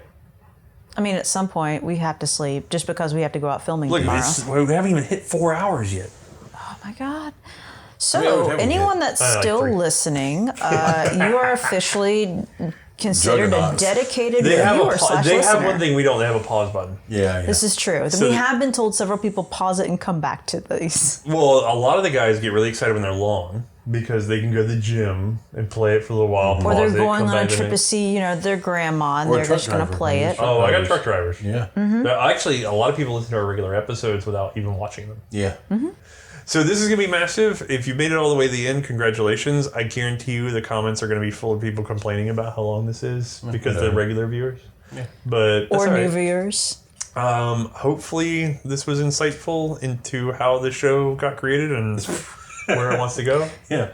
How many times did we say 1900? We're Patreon's 1900. Yeah. Like 60, like an hour later. So we're at 1900. Like, all right. If you're this invested to listen to this, you're probably already a patron. So thank you. Yeah. If you go by Patreon, you can see our goal setting there. There is Subscribestar. Subscribestar is it is nice that I can allow people to donate that way. It is some income. It is nowhere near even a fraction of Patreon. Right. So I can't. Subscribestar's balance is not adding to Patreon's not in a realistic way. So if you check the Patreon balance, like if you check where we're at, we're trying to goal set for getting in an additional helper here so that May and I can expand. Because that's what we want to do. We got ideas. We have not reached a point in C&Rsenal where we can take a pay increase. I mean, we have in the sense that it was making no money, and now I have I have a salary that is equivalent to if I quit everything right now, because I live in a tiny house, and all my vehicle is very used and old, and blah, blah, blah, right? So I could quit this job, go to McDonald's, and I would actually be more financially comfortable. And relaxed. Yeah. I get to go home at the end of the day. And if you do full time, you get bennies. Oh, and I would get, oh my God, they would pay for my health. I would definitely do better at McDonald's. Yeah. Well, maybe they won't pay health insurance as part-time. If you go to Florida, you have to do really full do time. good. Oh, if I was making $15 an hour, oh my God. Yeah. Oh, I would love $15 an hour. Yeah. Oh, you got to get them bennies. Oh, okay, that's like rich to me. Yeah. Anyway, it's like one man spiral into insanity. It's like, hey guys, if you work really hard for 5 years, you could quit and get a raise at McDonald's. You could quit at $8.99 an hour. I make $8.75 an hour. Like, okay. But then now you know what's going to happen. Well, if you work 100 hours a week and you make $8.75 an hour, right? Yeah, you make $8,000 a week. No. Yeah. To be fair, I'd be nice. If I had done that, it would have been worth more. If you look at what we did, we pushed hard so that we could just free up some free time to film this micro series that we're going to be doing with Kevin this week. Oh yeah, we busted ass to get Kevin in here. Kevin came to give us some time. I'm not kidding, guys. We're filming the dumbest thing ever tomorrow. Like, I can't wait. I can't wait to launch this because some of you already know. Like, you can figure it out. Some of you know, you've been in the Discord, you've been patrons, so you're fully aware. It's the first thing that I know that I can film and edit. I can film it in 5 minutes, edit in 20, and get it out. Yeah. But I wanted to do them all at once so that I could just, know. Tomorrow's going to be the dumbest day, and I'm so excited for it. I'm very excited, yeah. Well, thank you for sticking with us. I hope you guys continue to stick with us. Again, it's like $1 to join Patreon. Yeah. Just do it. Well, I mean, at this point, we have 40,000 regular viewers. Right. If they all gave me $1 a month, jeez, we're nowhere near that. Half of them. Yeah, I mean, yeah, that's true. If one half of them gave $1 a month, we'd be the amount we'd be able to accomplish with that. I mean, if all of the you get a lathe. If you gave $1 an episode, 40,000 people, so $1 an episode, so $2 a month, right? I could hire a team. Yeah, a team. Yeah. We create more content. I can get out. Oh my God, the amount of time we would have. I would actually be able to do some good training too. That'd be great. Yeah, and if you're enjoying the episodes, $2, $1 a pop. I'm not making you pay for it. You're subsidizing somebody else watching it too. But it's not always that way. All right. Well, thanks again for the support, guys. Thanks for helping us get this far. I know we bemoaned, but I'm glad I'm doing this. Yeah. It's been an experience I never thought I would have in a lifetime. I get to go places and see people and handle things, and it's nice to own something. And for all the sparkle sort of been knocked off of it in terms of like, I don't get to freak out when I see stuff. Like, I don't get to be like, oh boy, Tega Bear, because I have to be like, uh-oh, I gotta shoot this, and how's this gonna... And instead, what happens is a year later, I bump into another one. And then I go, I kind of love this gun. You know what I mean? Like, Yeah, it's weird, but I end up loving the guns about a year after we do the episode. Because it's done, it's out, it's a finished product that you don't have to worry about making it nice anymore. It's just there to exist, and you have the nice memory of it. Yeah. It's like anything, you work really hard, you go through it with people or whatever. While you're in it, you don't like it, but then you look back on it fondly. Yeah, I love people. I don't know if I don't like it. I just... You know, it's hard work. It's work. Yeah, you just... It's like whenever people are like saying they're envious of me getting to shoot all the guns and stuff like that. It's like, I enjoy it after everything is done and out and edited and I have to yell at her. I unleashed. have to be like, stop thinking about the camera, think about the gun. You have to give an opinion on it. And she's like, it's a wide shotgun. I'm like, I've got it. I don't know, that one time on the Madsen, you didn't put it up just high enough. That's true. All All right, well, we're signing off. We're going to go away. May, say goodbye to everybody. Good night, everyone. Thank you for lisening. It might be daytime. Maybe What daytime if for it's you. daytime? I don't know. Right now, it is currently... You're reading them the time, and you're the one telling us to wrap it up. 11:53 Eastern Standard Time. It is 11:53 Eastern. Yeah. Standard You guys are Time. telling them the time. It is time. You guys need to end the podcast. Good night. You want to end it. End it. Thank you all for your support. Thank you for everyone listening. And if you've fallen asleep, continue to have sweet dreams, hopefully. I was really hoping it was going to be 11:54, but it didn't happen for me. Why? Because I wanted to say the time again. It was 53 now.